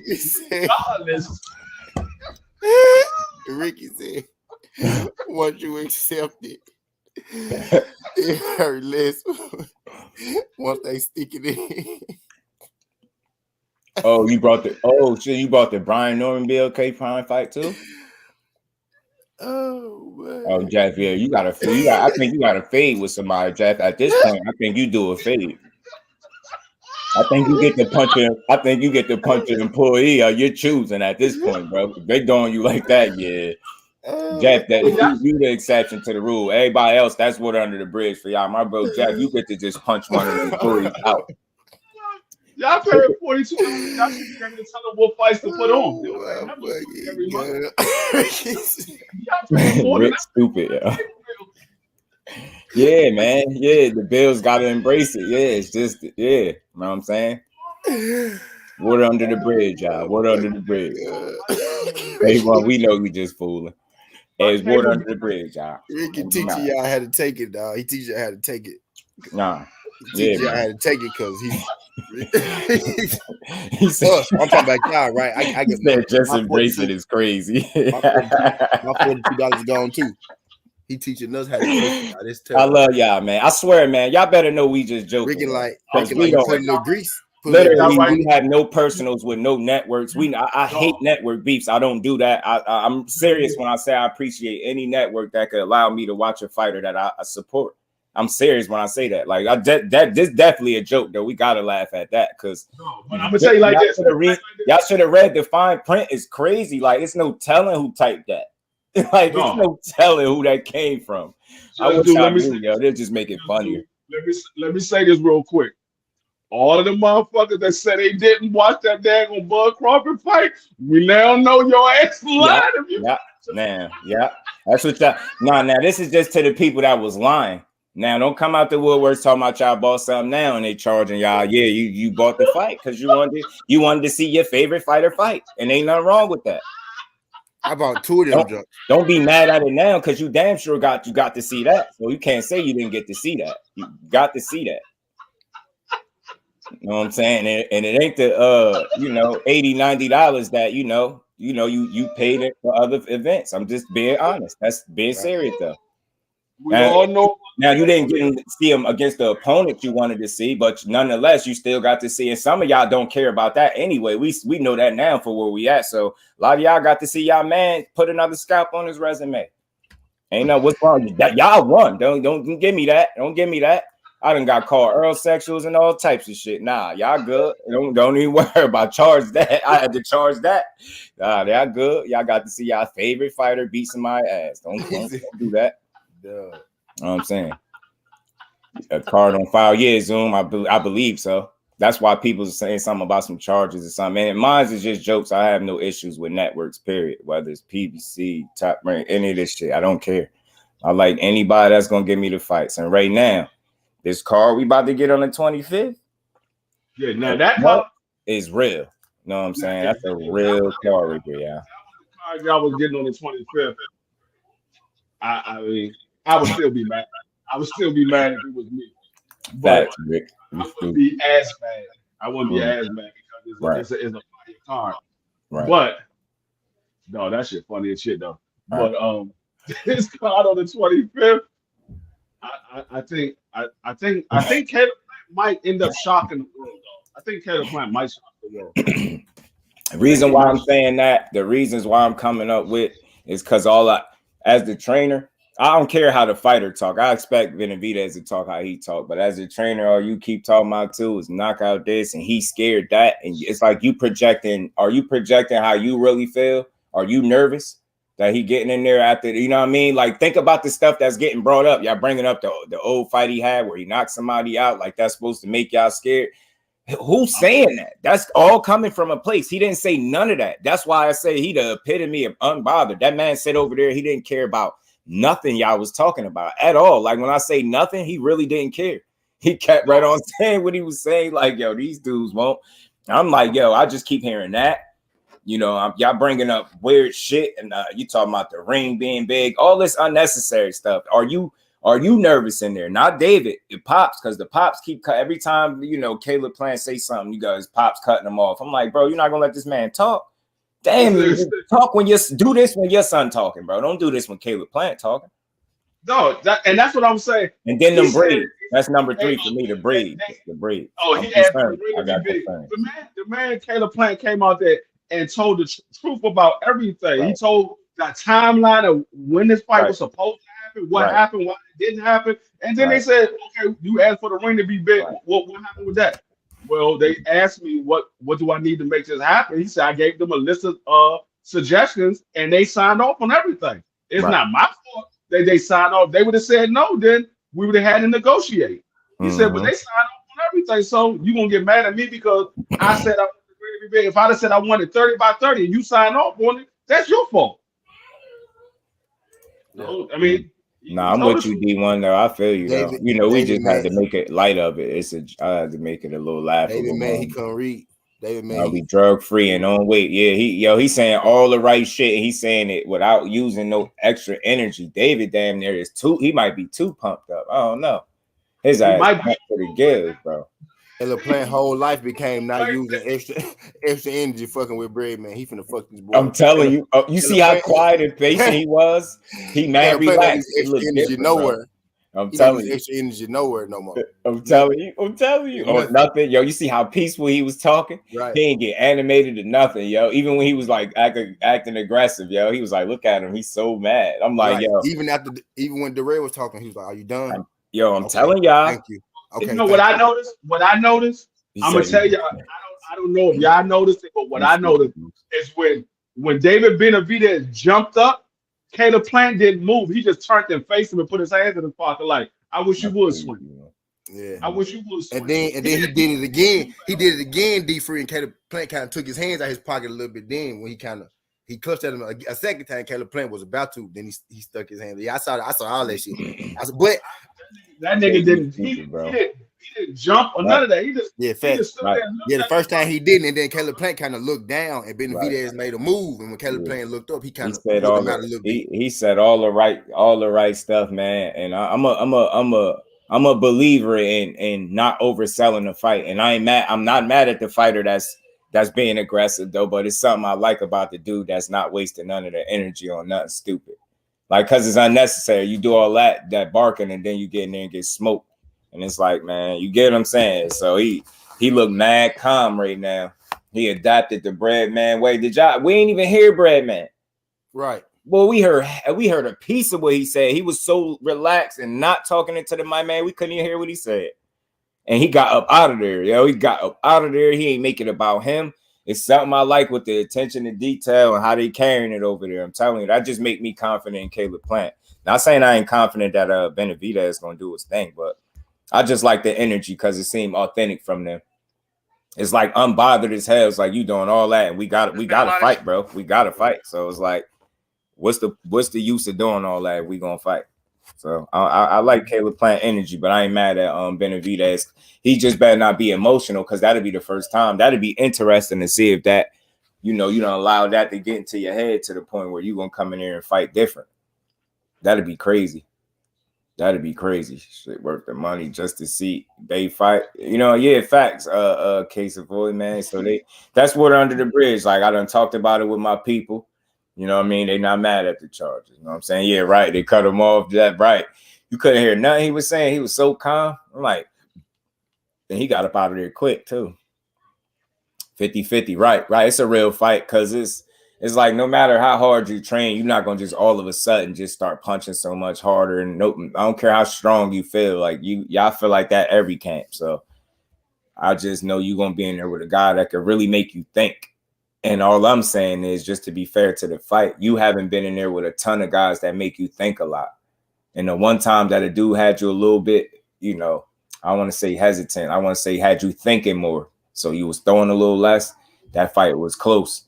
You know what I mean? Even though that was years ago and you avenged it and beat the hell out of him the next trip. But when you got dropped, and dude, you was letting Ronald Gabriel box with you. He can't box like Caleb Plant. David them keep saying, and I know this David and Jose, his daddy too. The trainer, they keep saying, Plant knocked you down.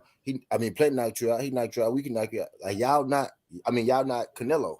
They keep saying Canelo knocked you out. Canelo knocked you out. You know what I mean? They keep saying it as if they Canelo. And I'm like, yo, it's different, man. I'm telling you, man. Canelo actually got some one-punch knockouts. Y'all don't have one-punch knockout. Right. And just don't go sleeping on him, though. That's all. I don't want to see you get stomped because you went in there sleeping on him, underestimating. Like, you just so hell-bent on a knockout. And I just know, like, I don't want to hear you talk about how you going to put this shit together and knock him out. And see, you just going to break his mouth. And what if he make it hard for you in there? That's the thing that I paid attention to. David Benavidez was overlooking Caleb Plant, but Caleb Plant was acknowledged. He said, "Yeah, he's a good fighter, even though we don't like each other. I Right, threw him in there with." And so David did throw in there at one time. He did slip in there. That Plant is a good fight. He said it's not gonna be easy. He said it's not gonna be easy. He did say that one time. Nah, it ain't. It's just and again, A1. A lot of my energy is more so directed to his pops. It's not David. It's his pops. I like David. I'm cool with his. I'm cool with his aggression. Talking about David. We was talking about David, nigga. You'll be out for. I'm not gonna hear that. Yeah, it's dumbass. Shut that soft ass shit up. Shut that soft ass shit up. It's all up. How do you want to say? Yeah, we need 10 mil to start a. Y'all biased. Say Caleb duck. Yeah, nah, Caleb ain't duck him. I ain't like that talk either, because that was a false narrative people was running around with for a while, saying Caleb Plant ducked him. I'm like, nah, bro. And then when the dude signed a contract, you still saying he trying to find a way out. He just did it because he pressured into this. Man, you saying a lot of dumb shit, bro. The dude want to fight. Why do you find it hard to believe that he not scared of your son? Because that's y'all talking a whole bunch. I ain't never seen Caleb Plant scared. Never. I don't know what people be talking about. Just that's imaginary fear that y'all be talking about, y'all be seeing, man. Then he get in there and show you that he want to fight you for real. You gonna be surprised by that too? Because y'all keep saying he's scared of y'all. He ain't scared. The dude want to fight. He would have fought you before if you ain't lose the belt. I don't understand why people can't get that through their head. Yo, talking about he ducked him. Not fighting your ass either. You playing with coke. I don't want to fight no raised up cokehead either. I'll start turning my, you know what I'm saying? Turn my back to him. Now you ain't got no belt. No, I'm not fighting this idiot. No, I'm not fighting him. You should have kept your shit together. And you had 2 chances. And I like BENAVIDEZ, so this ain't no slight to him. He said, you think I'm telling you, man, I got faith that Caleb Plant can make this fight real interesting.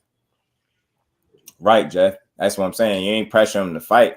And that again, a lot of this is coming from senior, not junior. Junior, the hell with junior, he be talking too much shit too. I like BENAVIDEZ. I mean David. The Jose's, they on some other shit. I like Dave though. You know what I mean? Dave, he got the young man energy. He wanna come and break Caleb Plant. That's cool, but just don't come in there and lose your head. Don't take your eye off the ball, chasing a knockout or trying to force it. You get what I'm saying?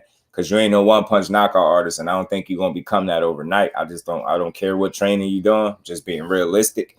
You know what I'm saying? You don't need to become a one-punch knockout artist to knock him out or nothing like that. But it's gonna be important to see where his mental is, because I'm telling you, man, he had me a believer a little minute ago. I for sure thought if he could have had a fight right now, he would have. Right, and that's in the back of Caleb Plant mind too, man. And I'm just not a. And then you see his father, you obviously know that he onto something, because as soon as he said it, then you cut him off and start trying to explain your side. But nobody want to hear that. We know you made some weird comments that you shouldn't have made, dude. And it's not your son. But when you represent your son, you should be mindful of some of the stuff you say and how you say it. Like, you can't be that tough. You get what I'm saying? Like, you can't be that tough. Like, the dude, and to me, it's like, I would love to know what the real issue is with it's not David is a fighter. They're gonna do what they do, but act like Caleb did something to him personally. Right. D1, stop D1, bro. We got out there, bro. We got out there. D1 said biggest fight of his career. He said 3 WBCs. He's stupid. Yeah, he's stupid. Oh, 3 of them, bro. D1 a fool, 3 interns, yeah, man. Senior, yeah, he just and again, I used to think what he was saying was cool. WBC, interim continental, but it's something about Caleb Plant that's bringing a different energy out of his pops, and you could keep sitting here saying how much you don't like him and why this and why that. You don't have that type of ammunition. Like you stop, yo. He didn't do nothing personally to you, bro. Like even when you see how when they asked him how it started, look how reasonable he is in his explanation. It's not emotional or none of that. He can, with a clear head, tell you, yo, this is how it started. Listen to what he said. They don't even know what their issue is. Could it be a chance that they overlooking this dude as a team, though, not just the fighter? The coach I'm talking about. Kelly really just told you it wasn't shit that David did. It was the pops. You see what this is why I've been getting at the whole time. I have no issues with David, yo. I don't have a real issue with his pops. I just don't like how he carried. I think he talked too much. David really fighting his daddy his daddy beef. Yeah, they keep saying Caleb doing all this talking and acting like this, but when I hear it, it's y'all doing all the talking or it's y'all side. Now again, David, I'm not mad at because he's the fighter. He's gonna go in there and back that up, and I'm cool with everything he's saying because I know he's gonna stand on it. You know he's gonna come in there to fight, but it's his pops is the one that need to be moving a little bit different. It's his pops that need to be really, you know, honing in and paying attention. Yo, this dude is coming to take your son's shit, bro. He want to fight. He want to win too. Again, you could say running, all that. You kill me with this running shit. I don't want to hear that, bro. Do you have the skill? Have y'all been cutting the ring off? Because don't keep talking about no running, thinking the dude that's not a known puncher is all of a sudden going to stand there and trade blows with his son. That's stupid. That's why it pissed me off when the guy said, he want a bigger ring because he going to run. You're the puncher, so of course you want the ring to be small. Of course you want him right in front of you. You the guy that's supposed to be this monster. So of course that type of fight would suit you better. But if I'm Caleb Plant out, yeah, I'm requesting a bigger ring and flexing on him too. I've been at this level before. He hasn't. And the last time I checked, he ain't got no damn belt either. And them shits don't count. We know that. Leave them shits at home because them shits is just trophies at this point. They don't count for nothing. You're not no champion or nothing for real or none of that. Cut it out. You know who got them belts. The guy you want to fight. The guy you hoping beating Caleb Plant is going to get you. You know what I mean? You know who got them damn belts. So don't say nothing about no more belts. Go in there and focus up. The hell with your pops. Too bad you got to deal with him on fight now. You better come with a game plan because I don't want to keep hearing at that level. I don't want to keep hearing about no knockout, bro. I'm telling you. I see it every time, and I've seen too many fighters do it, man. King Judah was good with it, bro. Appreciate you stopping through. I've seen it too many times, man. You get in there and he moving a bit much for you, or he boxing better than what you anticipated, and moving smart and using smart movement, using the ring intelligently, and then you know what I mean? You don't prepare your son because the whole time you sitting here talking about how you're going to break his face and you're going to knock him out, and he's a pussy and he's scared of us and he don't want to fight. Okay. All right, don't go in there and get your shit clipped like Darrell. I'm telling you, don't go in there. Don't go in there with that man and get.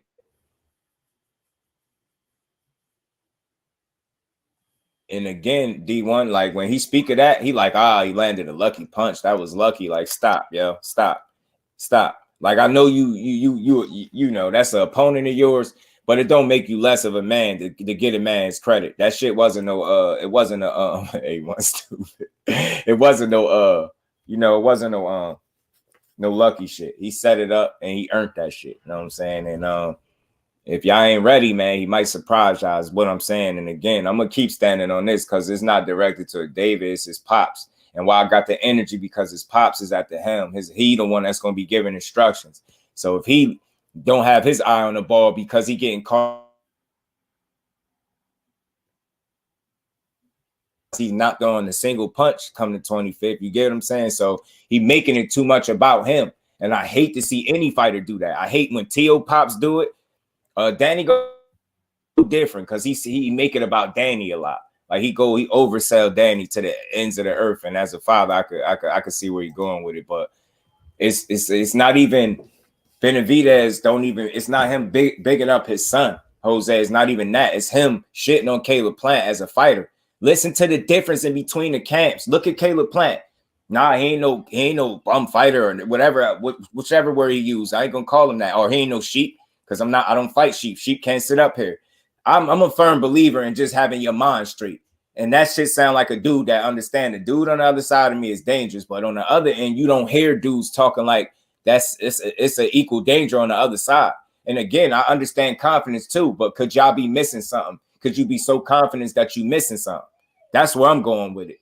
You know what I'm saying? I'm real questions. Like, and again, his pops talk a lot. So that's what my questions come to. It's really to his pops. Dig BENAVIDEZ, keep being mad.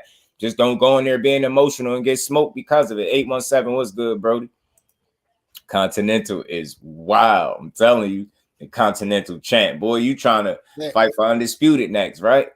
You know what I'm saying? Undisputed interim champ belt. I'm telling you, that'd be bogus, yo. 3-time Undisputed, unified, WBC, Intercontinental, interim. It was a brawl after the presser champion of the world. I didn't catch that part. They slapped Caleb Plant and shit. Went down. Oh, they did? Oh, I ain't know that. That's crazy. See, and again, y'all, man, I'm gonna just be real. And again, my energy is not towards the fighters.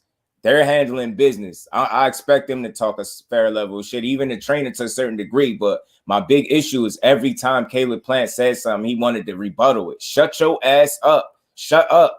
Shut up. It ain't your turn to talk. Just shut up. Nobody wanted to hear you. You saying all of the same shit over and over. It's not like you got nothing intelligent or new to add to the conversation. You just being disruptive as hell.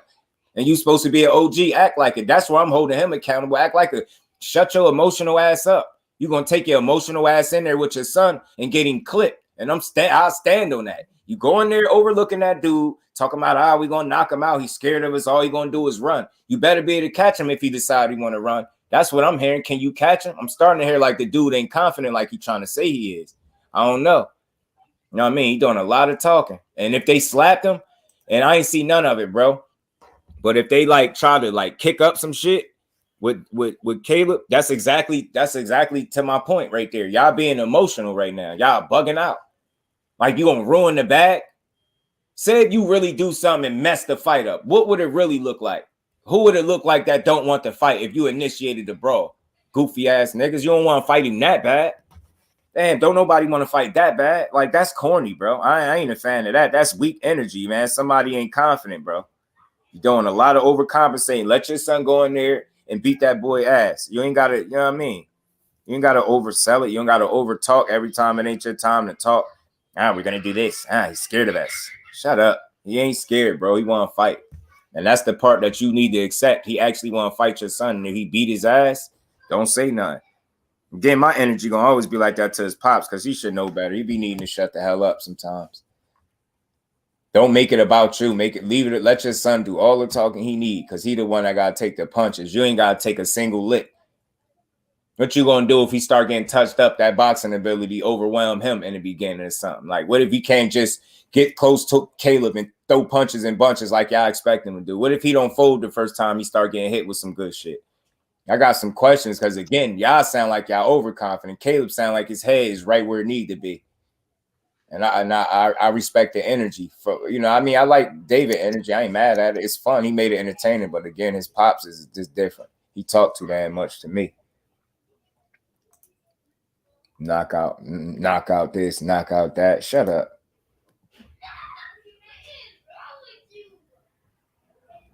It's a video that Ghost sent me. Let me see what the Brody sent me and what's going on with it.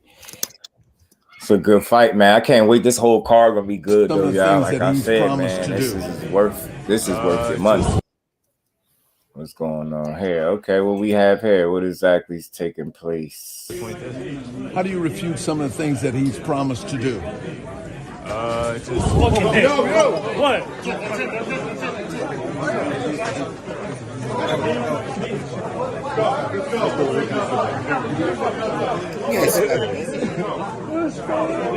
You trying to be fake tough? David. Getting in front of me. They might not already beat up, might not already ran down on y'all. David trying to get his lick back for that pulley when Caleb Plant punched on their ass and pulley this stuff. Where we going now? He's out.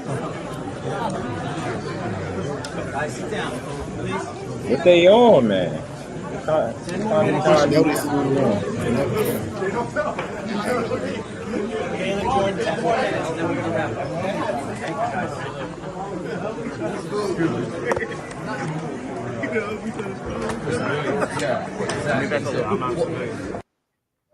Man, I don't know what that was. That was a little weird though. But again, man, like that to me, I don't know who was doing all of that, but that seemed like a person that's trying to mess up a great fight. I'm not jacking it. No. They could wait till they get in the ring. Y'all not that mad. It's not that serious. No blood been shed. If y'all mad that he popped on y'all, well, y'all just wait till y'all get in the ring and let David do what he's supposed to do. He could get all the get back for y'all that he need. Y'all about to try to mess up the fight being goofy. You know what I'm saying? Hey, running down, and that man still got his hands in his pockets. He unbothered. This is unbothered Plant. Y'all better hope this don't be the reason he put on a hell of a display. I'm telling you, they wasting a lot of energy, and I don't know. I'm seeing a lot of emotion from that camp, yo. And it's to me, it seemed fake when you listen to what Caleb just described how it got to this point. They can't notice. Caleb can tell you how I got to this point. They can't really tell you. They say it sound like children when they start explaining. He talk a lot of shit and he's a pussy, and that's all your opinion of the man. He don't feel the same way about you. You might be sleeping on him. David can feel how he want, but it's the pops that gotta reel him back. So if he feel like he a pussy, you can't be echoing that same shit, because the seem like this pussy about to get in the ring with your son, bro.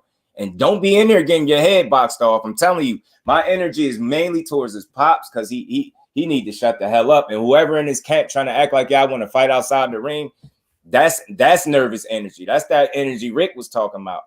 That looked like nervous energy. Y'all trying to stop the fight. Y'all trying to mess the fight up for the dude. Jose bogus as hell, man. Ain't nobody scared, man. People seen what just happened to Rayo and how you threw him under the bus after he got sparked. Knock it off. People know you not tough. You need to learn how to coach, bro, because I ain't sold on you. The only one you got is David. Your son, your other one wasn't like Jose Jr. He ain't like that. You done got Rayo sparked, threw him under the bus after he got sparked, talking about you did the best you could with him. I'll go find a clip quick. It might be the same on your coaching, bro. Benavidez might get the same outlook.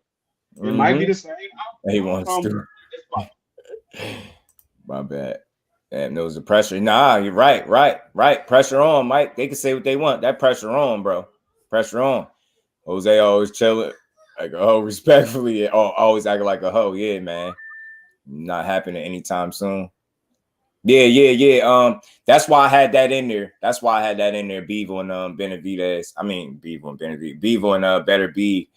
I'm hearing some holdup going on to that fight even happening. And again, it's no excuse for it. They're giving us. He said put some hashtags on it. They trying to create more more diversion, man, because we need that fight. I don't know why. I don't know what else would they be doing. He just beat Yard in a good ass fight, right? Why are they wasting time? It should be BIVOL and BETERBIEV. That's the only fight to make. We got some people saying that fight is bigger than the fight that got away from us last year. So that's why I put them in the thumbnail, old as hell, in a different picture, because that's at this point, that's how I feel. That's why I feel about that fight. They're going to be that old when they fight. Guaranteed they're going to be that old. That's the way it look, or if they fight.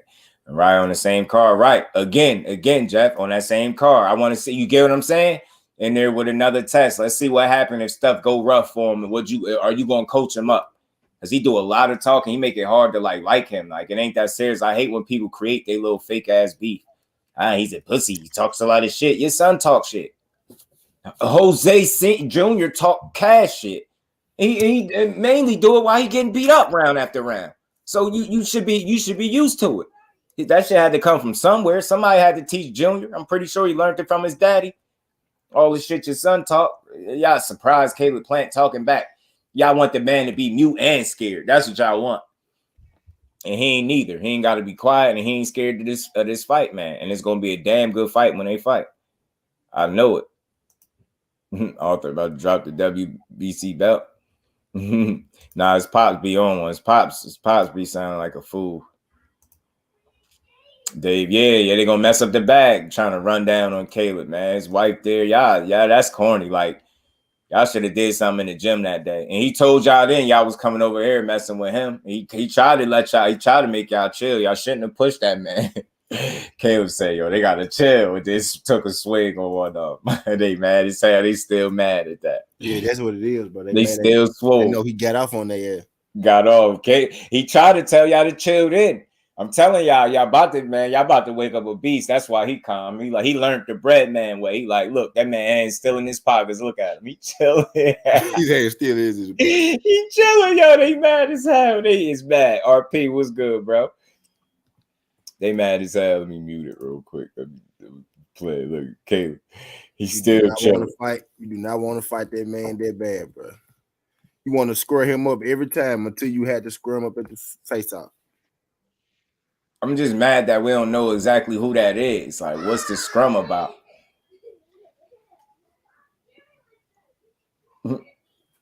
Like, Wade, cool as hell over there. He like, man, they better not come over here with that shit. A good ass press conference, RP, between Caleb Plant and BENAVIDEZ. It was a good press conference, man. Like David looked like he wanted to fight right now if he could. Be honest with you. Hey, go to your side of the gym and chill out. Yeah, right. Yeah. That's what he told her, right? Mental emotion, I think, is that energy rubbing off. Hey, all I'm saying is I've never seen him be emotional like that. And what I'm noticing is this fight is gonna be more meaningful than any other fight in his career. It's that level, man. And you know, everybody don't respond the same. Maybe he responding that way, and he gonna really go out here and show us something special. You know what I'm saying? But then I think it's a fair question to say, is the moment. Is it getting the better of him? Is is his personal feelings toward him getting in the way of the moment a little bit? Like, you get what I'm saying? That all this is extra aggression, y'all wasting y'all energy, bro. Y'all gotta fight, man. Y'all can't mess up the bag. Depends on his fighter's abilities, like Bomac. You get what I'm saying? That boy eating pizza, chilling. He ain't even worried about Plant look on weight. If Plant look calm, man, I'm telling you. Say, I don't like the anger. It's cool to be a little, you know, fired up, but he too mad. And I don't know if it's enough there from the information that I gathered, from the stuff that I seen, from the back and forth. It's just regular boxing stuff. Nobody died, bro. So it's like, maybe you pumping yourself up like that because you really want to, you know, want to be in the right type of mood when you go in there and fighting. But just hope that shit ain't fake. That's all. You manufacturing hatred or trying to, you know, you forcing it a little bit. You extra emotional. I ain't never seen him act like that. Told me, boy, look at your pants. I don't know what that means, David said. This is a dead man walking here. I told that I was going to beat his ass. Do you know what he told me? Bro, look at your pants. I don't know what that means, David said. Oh, man. What the hell that mean? They mad because he talking back like this. The conference, you got to talk. You expect him to be mute. Facts. They want him to be mute and scared, fake. He ain't going, man. He ain't going. Not really they. It's the pops, though, because I like David. He did his thing. Talk your shit, because I know you're going to stand there. I know how you're going to come to fight. I know you ain't going to get in a fight, go in a fight, and cur out. I know that. But I don't know how well your daddy going to coach you up if it start going bad for you in there. That's what I don't know. That's what I definitely don't know that. You get what I'm saying? I have no idea. You see what I'm saying? Yeah, so I have to check it out before I comment more. David go in with a clear head. Yeah, nah, he definitely fired up for real. I don't want to call him overly emotional, but he definitely mad. Push back. Yeah, man. I can't wait for this one. They damn sure resold it to me, even though I already knew it was gonna be good. Playing with BENAVIDEZ with the pants comment. Yo, he got him lost. He don't know what that means. Probably tell him you dress like a goofy. That you think that's what Caleb telling him? Dress it all shit. He said, bro, look at your pants. Caleb threw a shot at him. He gunning him. He don't know what to think. The art of war. Caleb executing the art of war, y'all. Yeah, art of war. He don't know what to think. He don't know what Caleb on. That man still got his hands in his pockets from the last time you got aggressive with him. He don't even care about you. That man don't think you on shit. Caleb don't think he don't believe you, bro. He don't. I'm telling you, a mistake is going to be thinking that he really scared of you, because I truly don't believe that at all. I don't care. You could say you smell this and smell that. All right, that's cool.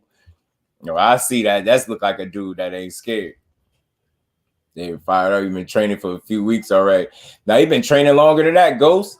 Remember, man, since the Uzkatagi, he thought that was going to be a fight. This dude. But that's why that's a real question, too. And again, we're not saying he's overtraining. It's just a real question. You know what I'm saying? And then he can answer. He said he's not worried about it. So I ain't worried about it for him. But you better hope. You know what I'm saying? You better hope. Yeah, dog Canelo's in the best shape. Nah, that's a fact. That's a fact, D1. They don't know, man. I think they putting too much stock in that Canelo fight. I think he got better. I think he got better since that fight. That was 2 fights ago, man. Right. I knew this moment was going to come, and now let's see. I'm going to make the most of it. Pump, excited and ready to get back in his face and see what happens. Said BENAVIDEZ, yeah, BENAVIDEZ almost promoting a fight outside the ring, damn it. You ain't going to mess the bag up now. Caleb can box. The type you want. I think so too, D1. I think he a versatile guy in there. I think he an underrated boxer, believe it or not. Because people that, you know, when power ain't on display heavy, people got a tendency to knock you. I mean, what you think they do to Devin Haney? Because you notice they say a lot of shit about his power, but they'll never tell you can't box. And I say this all the time, that it's not called knockouts or knockout kings. It's called boxing. Can he box? Absolutely. So it's like, I just don't, I be over them conversations right there. Power this, power that. He can't hit, he can't do this, but can he box?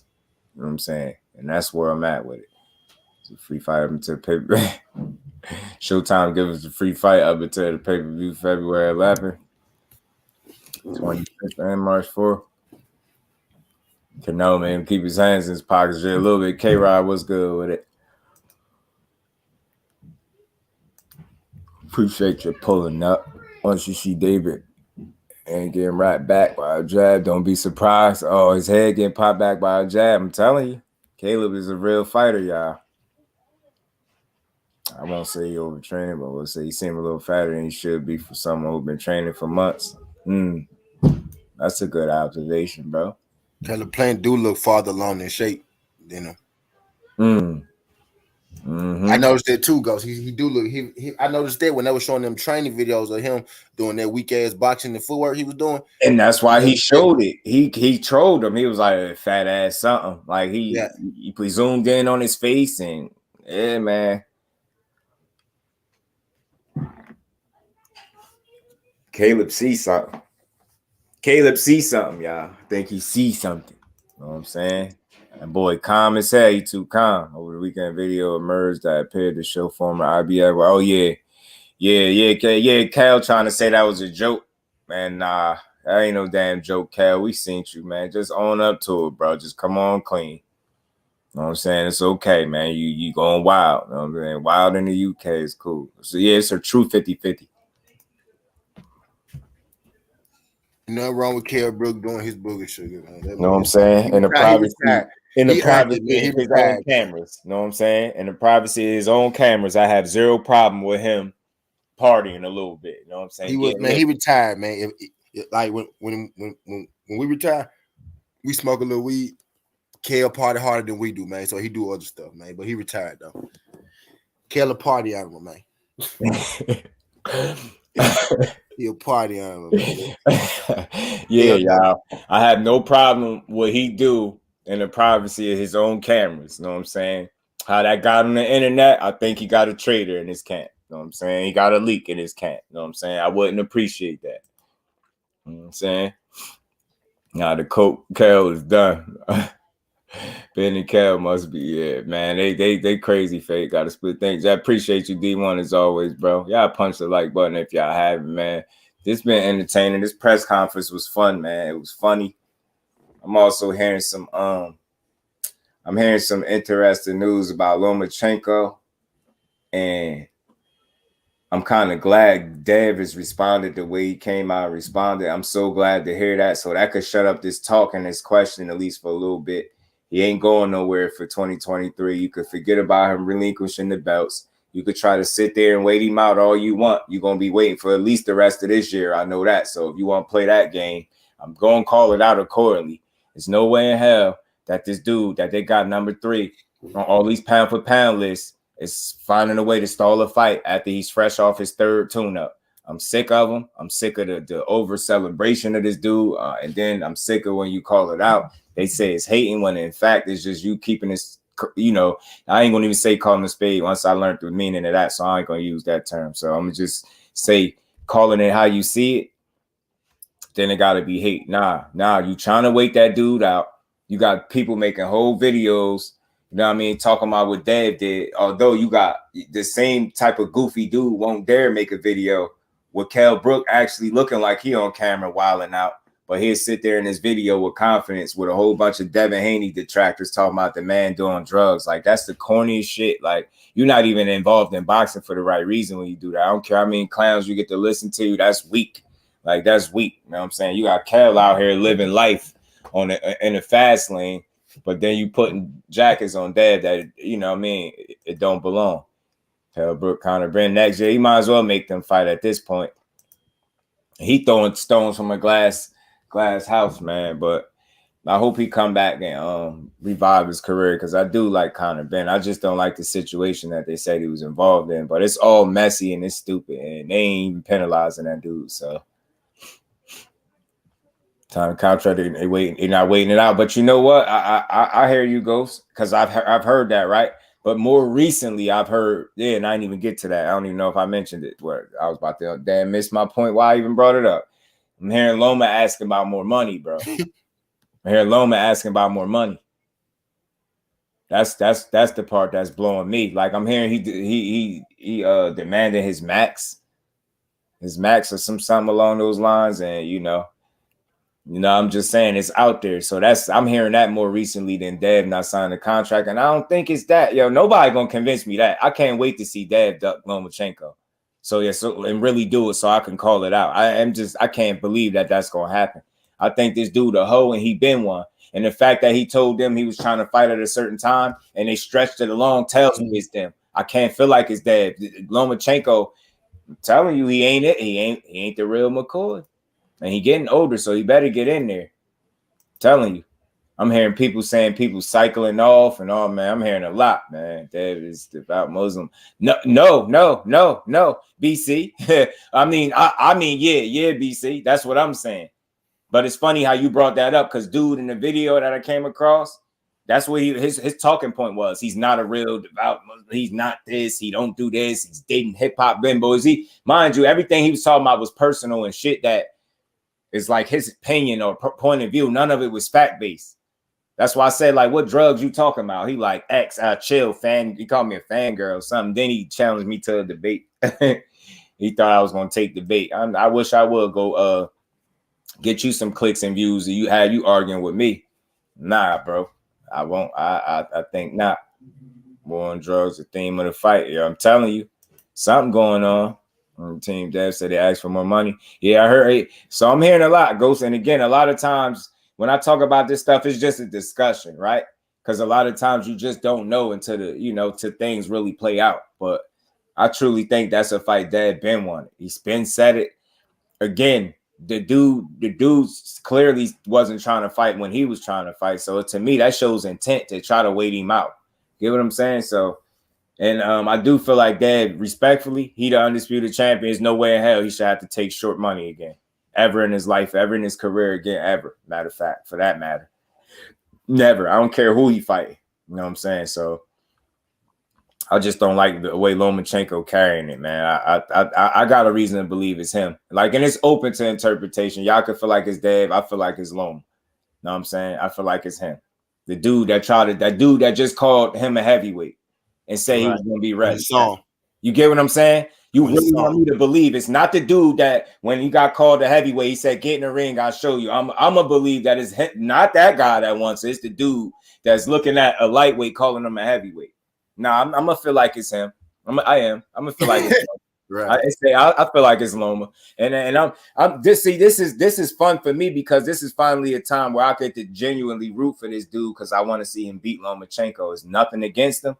I just feel like if you don't respect that young man after he beat Loma, you're a clown. I don't care how long you watch boxing. I don't care. Key word, I say respect him. You don't have to like Devin Haney. If he beat Lomachenko, you say anything other than that was a hell of a win and he nice, you a hater. And I don't want to hear nothing from you. Like, I just want to see him beat the guy up that they keep putting on pound for pound list. Imagine Devin Haney, 17-2.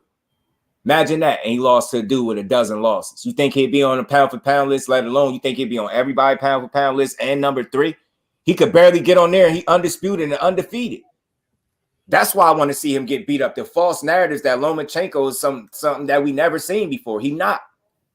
Maybe he is in his own right, but not the way they trying to sell it. Not like this unbelievable God-given talent. I don't see that when I see him. I don't get the feeling of God-given talent when I see him. I feel like he's very talented, but he ain't God-gifted to me. No, he not. I don't care. Care all them little stupid ass tricks. I don't care about all them little dumb ass drills. You can do all that shit. Do all that little weird shit with the tennis ball and all these little eye-hand coordination drills. That's cute. But you still got 2 losses and you lost to a journeyman. I'm not trying to hear that. You try to Debo your way into a title shot because to my understanding, at least that's all I could go off. part of you signing with Top Rank was them getting you a title fight early within your first couple fights or something. And that's exactly what they did. And you lost. Get your ass out of here, Mr. Pound for Pound. Great. Get your ass out of here. Dad beat you up. I don't want to hear that you old, because I'm going to shoot that down, because you're going to have to explain to me how you going to make any excuse for a guy that I got so high up on the pound for pound list when he get his ass beat by a fighter that he claimed he could beat and he said he'd be ready for. Get his soft ass out of here. The man just had 3 tune-ups, still talking about he need more time. And dude that made the hate video on Devin Haney was mad because a certain somebody said Loma was over there playing Call of Duty and not really active, man. Well, that's what he was doing. That's what he was doing, talking about, that's disgusting to say that. No, it's disgusting to say a man in Devin Haney is using drugs and you ain't got no proof of that. That's what's disgusting. You know what I'm saying? He's sensitive as hell. He said the man was playing Call of Duty. He's like, oh, that's disgusting. How could you say that? Who said? I'm gonna send you the video, T, behind the scene. I'm gonna send you the Goofy Dude video, because after I commented and he tried to challenge me to a debate, you know, I hit the YouTube button, like, don't recommend me his channel no more. So I don't see nothing he posts, because it immediately made me mad. I'm like, what evidence would you have to say that man taking drugs? He's not a devout Muslim. You was going in on him. And I normally don't comment on weirdo videos, but he actually got a follow on. So I'm like, yo, what drugs have you seen? Like, I asked a real question to see what he say. He went right into the like fangirl stuff, and you wanted to out debate you on it later. No, you won't. No, you won't. Mind you, he talking about this man, and I don't make fun of nobody struggles and none of that, because I don't think none of that is funny. But for you to put drugs on that man, and you got a video from days ago talking about 6 years clean of heroin, like, ain't that what's the saying? The pot calling the kettle black. Like, what you talking about? You criticizing this man and you a whole, come on, man. I'm just like, yeah, this dude was weird, man. I'm telling you, Comey was a real puncher. Shit, Nakatani was too, but they just wasn't, you know, the skill level is what lacked. That's why they were comfortable putting Loma in there with fighters. And normally he struggled with guys that are bigger than him. But when you flat-footed with a wide stance and you limited as a boxer, then he can be high tech. He can be the Matrix and shit like that. And you can look at both of those fights. He played with Nakatani. He did what he wanted to him, stopped him, right? He beat his ass. He was the first one to stop Nakatani, right? Then he beat Richard Comey up, but he was the Matrix. He was high tech. He was dancing on him that night too. So he usually struggled with somebody that's bigger than him, but they got to be able to box for real and move. They got to be able to move. Those are 2 limited guys with flat feet, wide stances, and they just strong. That's it. They limited fighters. He fought like 2 of the same fighter back to back, and then they gave him Jermaine Ortiz, who he went life and death with, in my opinion. I don't care what nobody say. So to me, who you think I'm gonna think is less confident, right, at this current point, right? The guy that's coming off not only a win in Australia to become undisputed, the youngest, then he turned around and defended in Australia to defend the belts. You get what I'm saying? Look at his confidence that he riding right now. So you're telling me the guy that went over there and defied the odds and did some shit that nobody else was trying to do is going to wait till you get to you and now be scared when you just had 3 tune-ups and you still talking about more time and not being ready and shit like that, and he a heavyweight? Nah, it's a confidence thing, man. That dude, I hear he demanding the max for his money or something like that. And again, people gonna go back and forth as to, you know, everybody hear different stuff. That's why I say you can't really validate it, but it is out there, and we do know we ain't got no fight right now, and that can't be good, because I'm not trying to have him weasel out of this situation. And I like the fact that Dev said he ain't letting them belts go, not in 2023. So y'all could get comfortable. Get comfortable, Loma. If you want to play, get comfortable, bro. Because I know what you're trying to do. You're trying to bleed him out. You see how he looked at that last weigh-in. You hoping that, you know, you could catch that dude drain. I don't care what you say. And then to a certain degree, it's like in the sport of boxing, like to try to get an edge is smart, right? But just from the outside looking in, that's whole shit, especially when you're supposed to be this pound for pound great. You shouldn't need an edge. You shouldn't need more time. He shouldn't be looking like a heavyweight to you. Now he a real lightweight is what he is. That's what you seen. Now get your ass in there and prove to us that you could beat him. You know what I'm saying?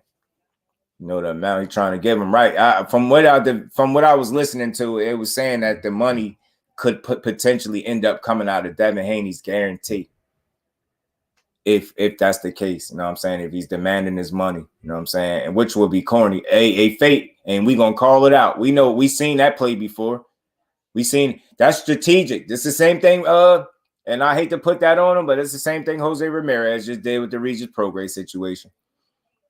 He tried to apply a business sense that didn't make sense. He tried to, you know, learn some shit somewhere and then apply it to that situation, and it wasn't the same. Like, so he found that he strategically maneuvered his way out of that fight by complaining about purse bids and percentages. Don't nobody want to hear that. That's what the fans be talking about. Regis was like, man, I'm a fighter, bro. I don't do purse bids. I don't do none of that, bro. I just sign a contract. I fight, bro. He was so honest with that man. Like, I fight, and we don't want to hear that. Yeah, he pricing himself out, though. We see it. Almost the new champ, new undisputed champion, huh? How you do that? Almost the new undisputed champion just got elevated. How? How would that happen? Did he really tweet that?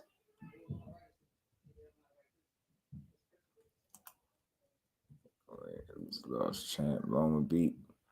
Right, Fate. Right. When you ask them questions, man, in the last 3 fights, right. Nah, that's what I'm saying. He had Jermaine Ortiz, Richard Comey, and Nakatani. All fighters that he was supposed to beat. Fight didn't even go to purse bid. Yeah, did Dev drop the belts? Oh, he said it's a joke. I was about to say, damn, man. You know, I was about to say shit. You know, in this climate, man, you know, nowadays. I was about to call Bill Haney, bro. Don't be playing like that. To be like, yo, but what y'all doing? Y'all done dropped the belt. Nigga, nah, for real, bro. I was about and to call again, y'all, I'm trying to tell y'all, this is why a little while ago, some weeks ago, I made sure I changed my tune. I made sure I'm very clear when I speak on specific fighters from now on, because I see the play in boxing. They want us to keep arguing about Tank and Devin Haney when we really need to be focusing on Loma and Devin Haney. I don't care what nobody, I don't care how much shit they talk to each other. I don't care. When that opportunity presents itself, we gonna be all over it. Right now, that's the distraction. They would rather us argue about that while they try to find a way for Loma not to fight this dude. Nah, get your ass in there and fight him. I don't want to see Tank Davis fight Haney. Nah. Hey, I know they don't like when you say that. Nah, I want to see Loma fight Devin Haney. That's what I want to see. That's what I want to see. I want to see the guy that called the lightweight a heavyweight. That's what I want to see. You know what I'm saying? I want to see the guy, you know what I mean, beat up the dude that they was just calling all types of snitches and rats and you know, all this. He told on his countryman and he silver spoon this and that. Nah, beat that dude up. You know what I'm saying? That got to be a much easier fight. He got it all handed to him anyway, right? He ain't worked for shit. That's what y'all be putting out. That's them narratives they be pushing. Yeah, Devin Haney ain't worked for nothing. Nah, he ain't worked for nothing, bro. They just gave it all to him. Undisputed too. They gave him the belts too. Did you see? Shot asses up, man. Loma, get your ass in there. We ain't pushing no more Tank and Haney until y'all fight. You know what I'm saying? Ain't nobody. Nah, bro. Nah. And Ryan Garcia, his due date is approaching. I hear they got a venue set. I don't know how is it 100%? T, did you hear about it? Is it Raider Stadium? Are you talking about Ryan Garcia and Tank? Yeah. Yeah, that's what I'm hearing. Raider Stadium. I haven't confirmed DJ. Right. But that's why I ain't too. But that's what it's looking like though. Mm-hmm. I ain't gonna deny it. Right. That's why it's like you report this as it's just out there. Like I don't pass this stuff as fact because any of this stuff could change, and I know how boxing is. People don't understand that, so I'm very selective of what I pass as a fact. But that is something I did here at Raider Stadium. That will be dope, and we're gonna get the fight that we want with them two, man. I heard a little whisper about Gabe Rosado too, and not that it's a big fight, but it's just something to talk about. Gabe Rosado and Gilberto. I say, yeah, they ain't got no faith in this dude at this point. No shot at Rosado. But if you doing that to try to rebuild his confidence at this point, you got a shaky. It's questionable if he ever really be the fighter that y'all think he is. Because nah, that ain't it right there. Who the dude that sit down with the fighter on ESPN? Which dude you talking about? Jim Gray to sit down with Loma and do a one-on-one with him overcoming the heavyweight. Jim Gray, big head ass, boy. Jim Gray be mad at the fighters and shit. Big head ass. That's why they got it. They got to look at boxing. Got to start investing in the younger talent, man. These old dudes be grumpy, man. They don't even be want to talk right when it's time to get a fighters an interview. They be grumpy as hell. You gotta get some younger talent in there, man. Some young, fresh, energized people, yo. Jim Gray ass, man. He need to go sit down somewhere. He be mad as hell.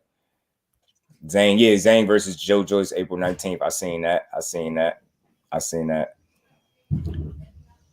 Loma really don't want that Haney work. I'm starting to feel like that. Hitchens just said, I know better than Dev. I would have called Dev. No, he did say it. He said that. He said he said I'm better than him. I think I'm better. Oh yeah, he didn't say I know. He said I think I'm better than him. Yeah.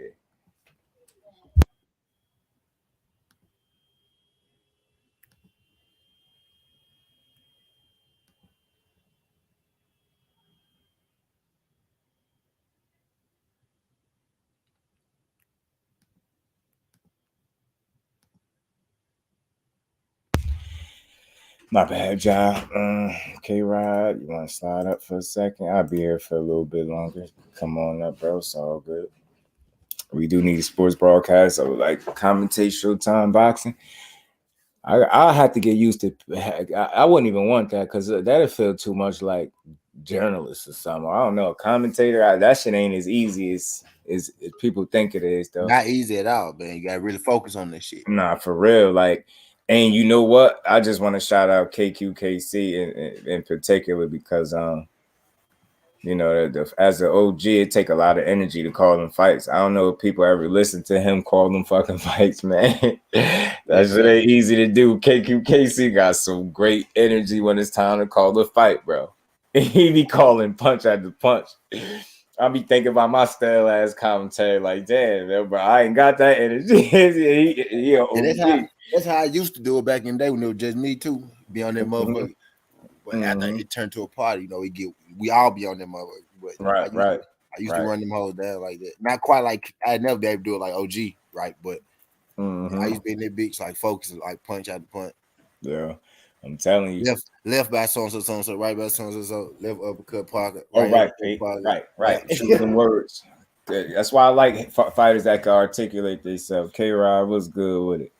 But Ryan, yeah, I was saying this before, y'all. I'm telling y'all, and I had a little change of heart a little while ago with Ryan Garcia, meaning like I don't think he's gonna win in no wild shit like that. I ain't crazy. I just said I had a little change of heart. I ain't said I'm crazy. I don't think he was scared of Tank Davis, yo. I don't think so. And why I say that is because it's like once Oscar had to kind of like admit to like, yo, it's a contract. He looked uncomfortable. I'm just looking at body language. Dude was scratching and shit. I'm like, why does he look? What is up with him? Something is off. Like, why are you saying it like somebody secretly got a gun pointed at you somewhere or something?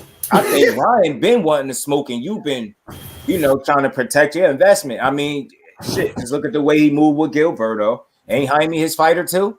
Look at the way he moved with them. You telling me he wasn't doing the same thing with a dude that they be calling, you know, like a version of Oscar De La Hoya when the real ones know you might have the looks like an Oscar De La Hoya. You got some skill set, but you don't fight nothing like Oscar De La Hoya. You don't have the pedigree or the skill set. You're nothing like that. But I still think Ryan got heart. Part of me, I think when he get in that ring, if everything go according to plan, I think when he get in that ring, he really gonna try to fight and win. I really do. And I think that might be a reason he get knocked out, but that might also be a reason he hang around for a little bit. You get what I'm saying? If that makes sense. Like I think he a little like brave. I do. I don't think he crazy. I think he brave, yo. I think he really believe in his speed and his power because he say it every time he get a chance to talk. So it's like I'm starting to feel like it was Oscar stopping that from happening. I really do. Because just think about who's being the big mouthpiece. I know Ryan, and I get it. His track record is terrible. I killed him for that, right? But just this one particular fight is different. It's like an obsession with Tank Davis, yo. You can't tell me you don't like this dude. He either obsessed in a weird way on some secret fan shit, or he really want to take what he got. And I really believe he kind of believed that he can get in there and do it. I do. I think he crazy enough to go in there. I think he gonna have to fight him. Last thing you want to do against somebody like Tank is be scared. You gotta think the hard part is done once you done put in a training camp, signed the ESPN contract. Plus. You get what I'm saying? So Tank's power has worry. Oh yeah, that's what I'm saying. Like and this is the part that I don't hear people say enough about that fight. They always talking about that man power. I do not want to hear power. I'm going to keep saying this. I'm going to say this for years on end because I know people don't get it. I don't want to hear about power when it pertains to a guy that I watch make a grown man go to sleep. I don't want to hear how hard you punching until I see you do something like that. You can't do that shit. I don't care about how hard you hit. And then people are saying if Tank actually do get hit with a left hook, I don't think that's the end of the fight. What the hell wrong with y'all? Ryan ain't no some unbelievable puncher now. He a good puncher, but that's what the level that he been in there with. You get what I'm saying? Like it's pedigree, it's experience, like it's different, man. It's levels, man. It's not. I just don't see it ending well for that dude. Like I feel like he can be successful early, maybe get a little shit off here or there, but I think once Tank see what he need to see from the dude, it's I'll be back in a minute, dude. Huh? What'd you say? Oh, you said you'd be right back. My bad, K-Rod. What's going on with it? Okay, yeah, OG, man. Much respect.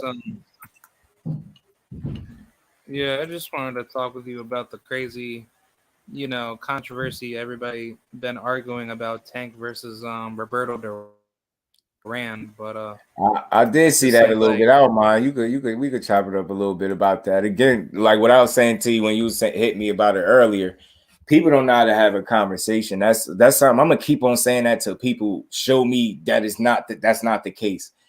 Too many times, especially when you discussing a fantasy fight, you expect to get a load of different answers. You get what I'm saying? You damn sure can't think when you talking about a guy that's as dangerous as what Tank Davis getting. Now I get it. Roberto Duran is not no regular fighter. I get that. I get y'all feel like he was one of them ones.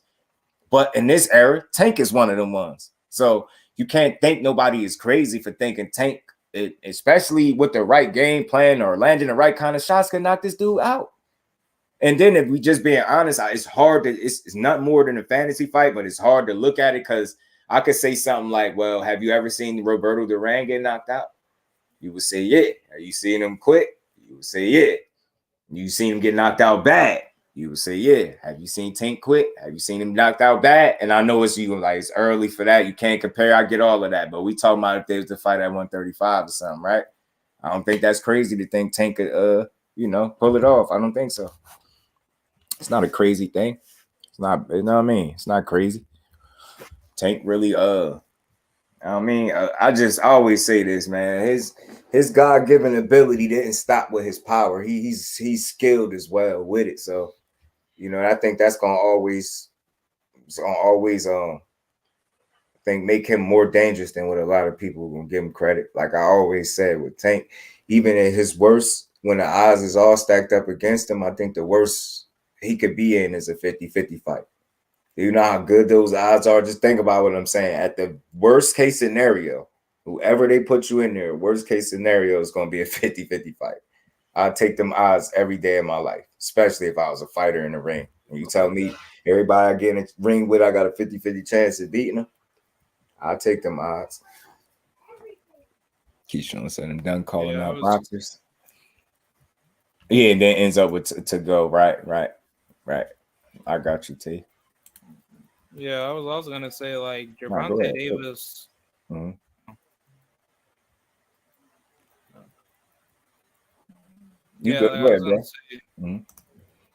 I was gonna say Gervonta Tank Davis is not like any other like ordinary fighter that looks good on TV and he's going to just like have his best outings all the time. Like no, like Gervonta Davis, on a skill to skill level, like he's been properly tested, but it's like you can tell that Gervonta Davis, he's not afraid of tough opposition. Like I truly believe like if you took a Gervonta Davis fighter like build and put him inside like the earlier time frame, where boxing was really, really good, I think Gervonta, he would he would clear a lot of guys.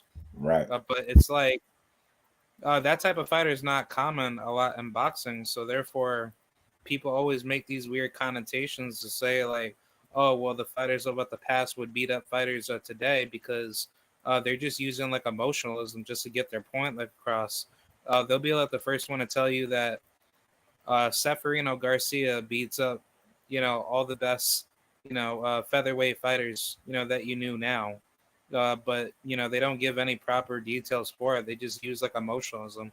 So it's the same thing with Roberto Duran. Like, I was also going to say with like Duran, like, he's basically on par with Julio Cesar Chavez Sr. because, he wasn't really anything coming up. And correct me if I'm wrong, but he started his career at 118. He never started at lightweight. So I mean, his opposition didn't get tough until he actually took risks to fight good opposition. But out of all the tough fights, oh no, you good. Go ahead, K-Rock. Yeah. Out of all the tough fights that you could think of, he's only won like 2 out of all of his tough fights, and that was against Esteban de Jesus, and then obviously Sugar Ray Leonard, because everyone tries to hype that win. But just to remind y'all, like Sugar Ray Leonard, like that was his best version that gave Duran a lot of problems. And just to refresh people's memory, like Duran's not a pure boxer. He wasn't a pure boxer puncher. He was just a come forward, hyper like a pressure fighter that had really good body work too. But on top of that, he had to like he needed you to stand right in front of him, similar to what Canelo Alvarez does, with his opponents, for him to actually hurt you. So with Gervonta Tank Davis, that's not like he's nowhere near anywhere near the levels of like opponents that Duran has fought, where he's had absolute wars with. But the thing is like for people to go off of what the tangent to say Duran just clears Gervonta because of X, Y, and Z, because Gervonta's never been in that of like a position with Duran's competition. That doesn't make any sense, because technically, skill for skill, Duran, he's never been in the position that Gervonta Tank Davis had to be in. Right. Nah, it's always like, again, when you talking to me, see, I'm one of the easiest person to have a conversation with, because I understand a lot of this stuff that we talk about is our perspectives, our point of views, our train of thought. Like it's no right or wrong answer with a lot of this stuff. So you sit here and paint a scenario how either of the guys would beat each other. I ain't gonna sit here. I ain't the type to tell you wrong for that, because again, it's not one-way traffic. Like Duran is the dog. We know that. We get it. But that standing in front of you it's a good observation, and that's real. And we all know Tank can move with the best of them if he want. He ain't got to be standing right in front of you at all. And the thing is, he's equally dangerous. It's not just one-way traffic, bro. You can punch, but so could he. He turning lights out just like you turning lights out. So who gonna make the mistake first? You get what I'm saying? Who got more? I'm big on skills, and I feel like Tank really a pretty complete fighter. And I believe I believe every fight we never see him use his full potential. Maybe one day we'll see it in the fight, but I use a lot. I tell you what, he used a damn lot in the that Pitbull Cruz fight. And I seen a lot of skill. You know what I'm saying? Yeah. Jeff, that's weak. Yeah, I see Hector after he done punched temporary blindness, short-term memory loss. You know what I'm saying? Now the man want to say Tank power ain't like that. Like, bro, you couldn't see, bro. You still said in the interview recently that you were still seeing stars. You're not doing good mentally. So if he can't punch like that, then and why wasn't you able? Just imagine not finishing a fight because you got punched by you got hit with a shot that obviously was a power shot. Imagine getting stopped, not finishing the fight, and then coming out of that fight and then saying you still seeing stars a week or so later after the fight, and you're not doing good mentally. Then imagine doing an interview saying like his power ain't like that in a fight that you didn't finish because you was hit with one of them shots that you're trying to convince us wasn't that hard. That boy crazy, yo. Hector Garcia crazy, yo. The Rolly effect. I swear he has subscribed to the channel. I don't know if he's still here. Hector Garcia. I swear I did when I first had started. I looked, I was like, Hector Garcia, Luis Garcia, a whole name. I clicked it, the profile, it was really his page. I was like, man.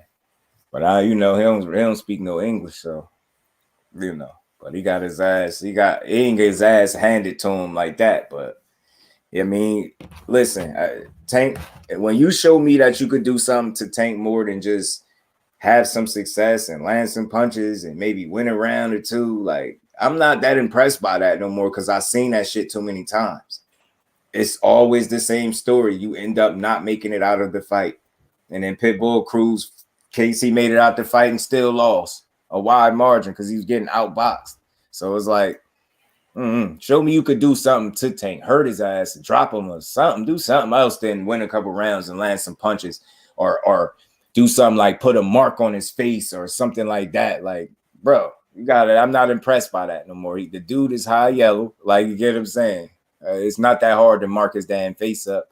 Behind the Hands TV, what's good with it, Mo City, my bro? How you feeling, man? Just sitting here chopping it up, having this whole boxing conversation. But yeah, man, Tank always going, K-Rod, he always gonna get like a raw deal. Like I seen speaking of the Devin Haney hate video, I seen one for Tank too. I seen Tank is the biggest hype job ever type deal. You know what I'm saying? Tonight. Yeah, Gervonta is not a hype job. Right. Yeah, I seen a video saying he the biggest hype job out there.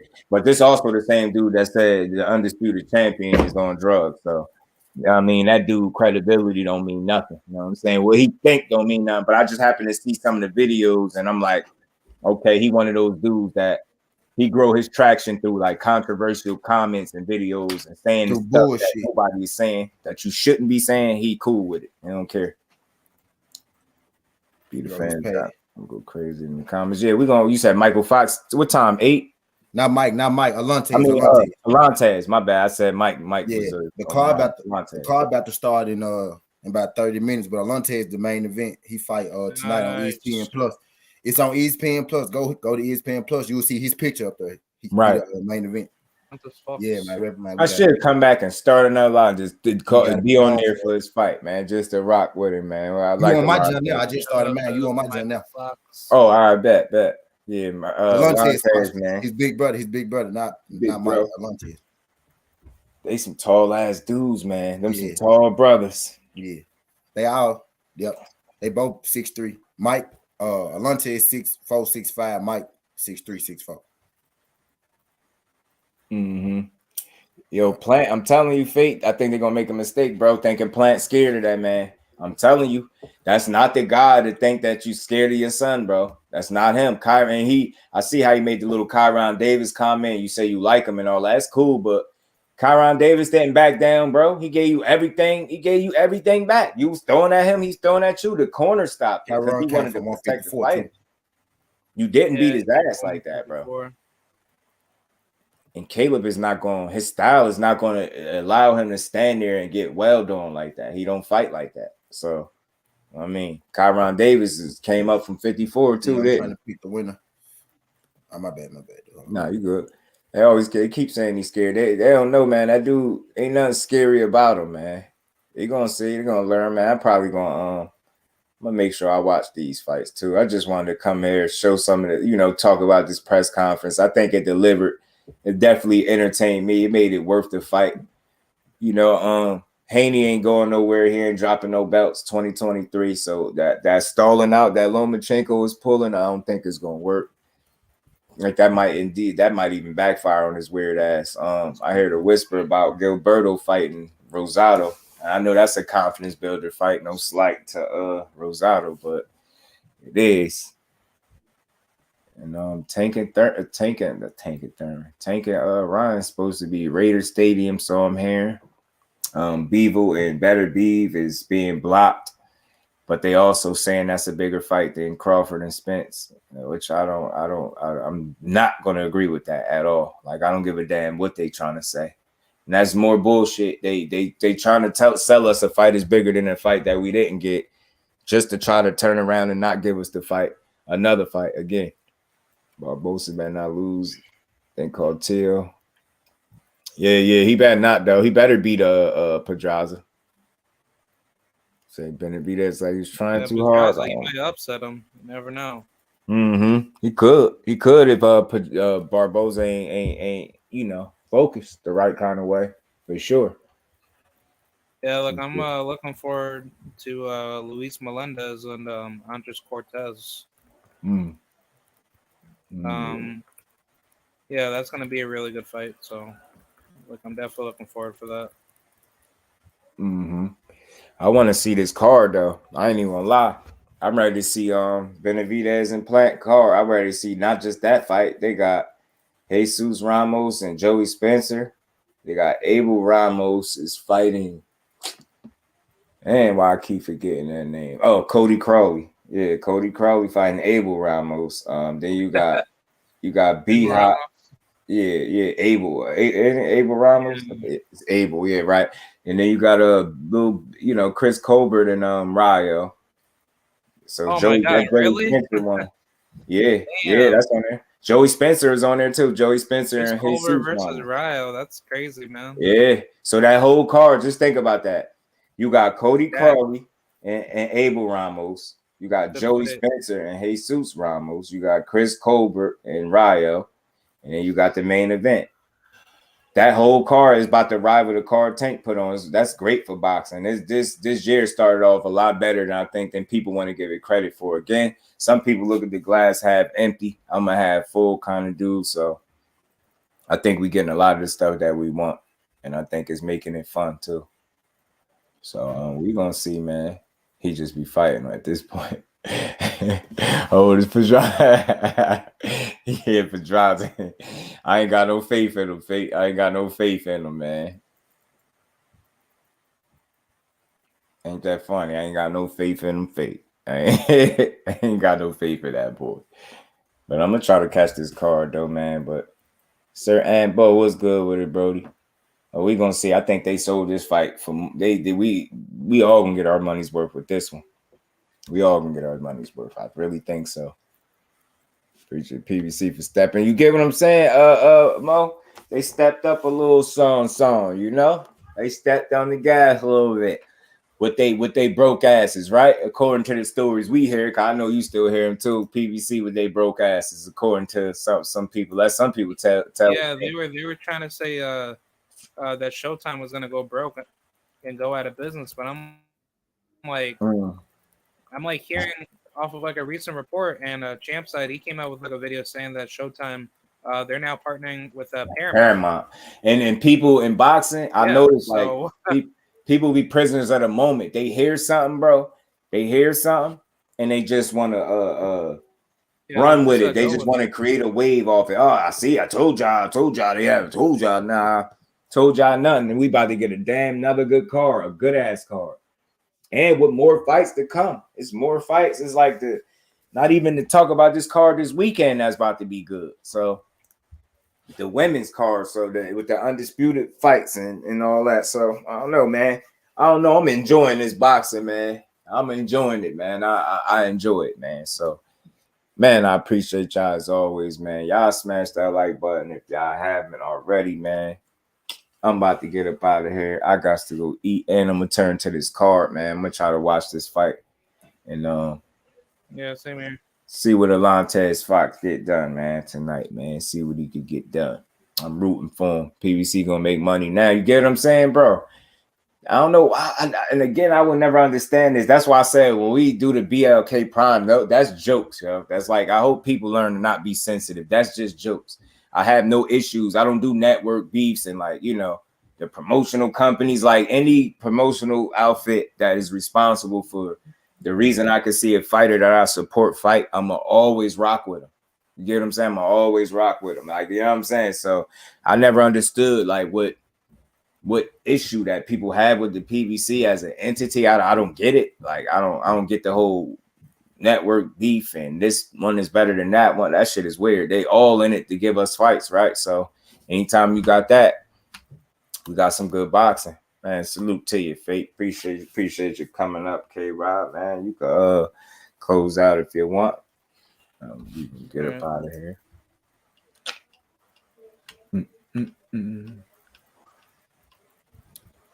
Yeah, man, we got some good boxing, man. Good boxing, man. Y'all stay tuned. And y'all tune in to Alantez Fox fight tonight. They say ESPN Plus. Bro said ESPN Plus. So ESPN Plus it is, y'all. ESPN Plus it is. There you go. Bring us home with the conclusion. Happy, okay, Prime Pimps. Ben Hayes Plant and Plant don't care. 2023, a year of real boxing.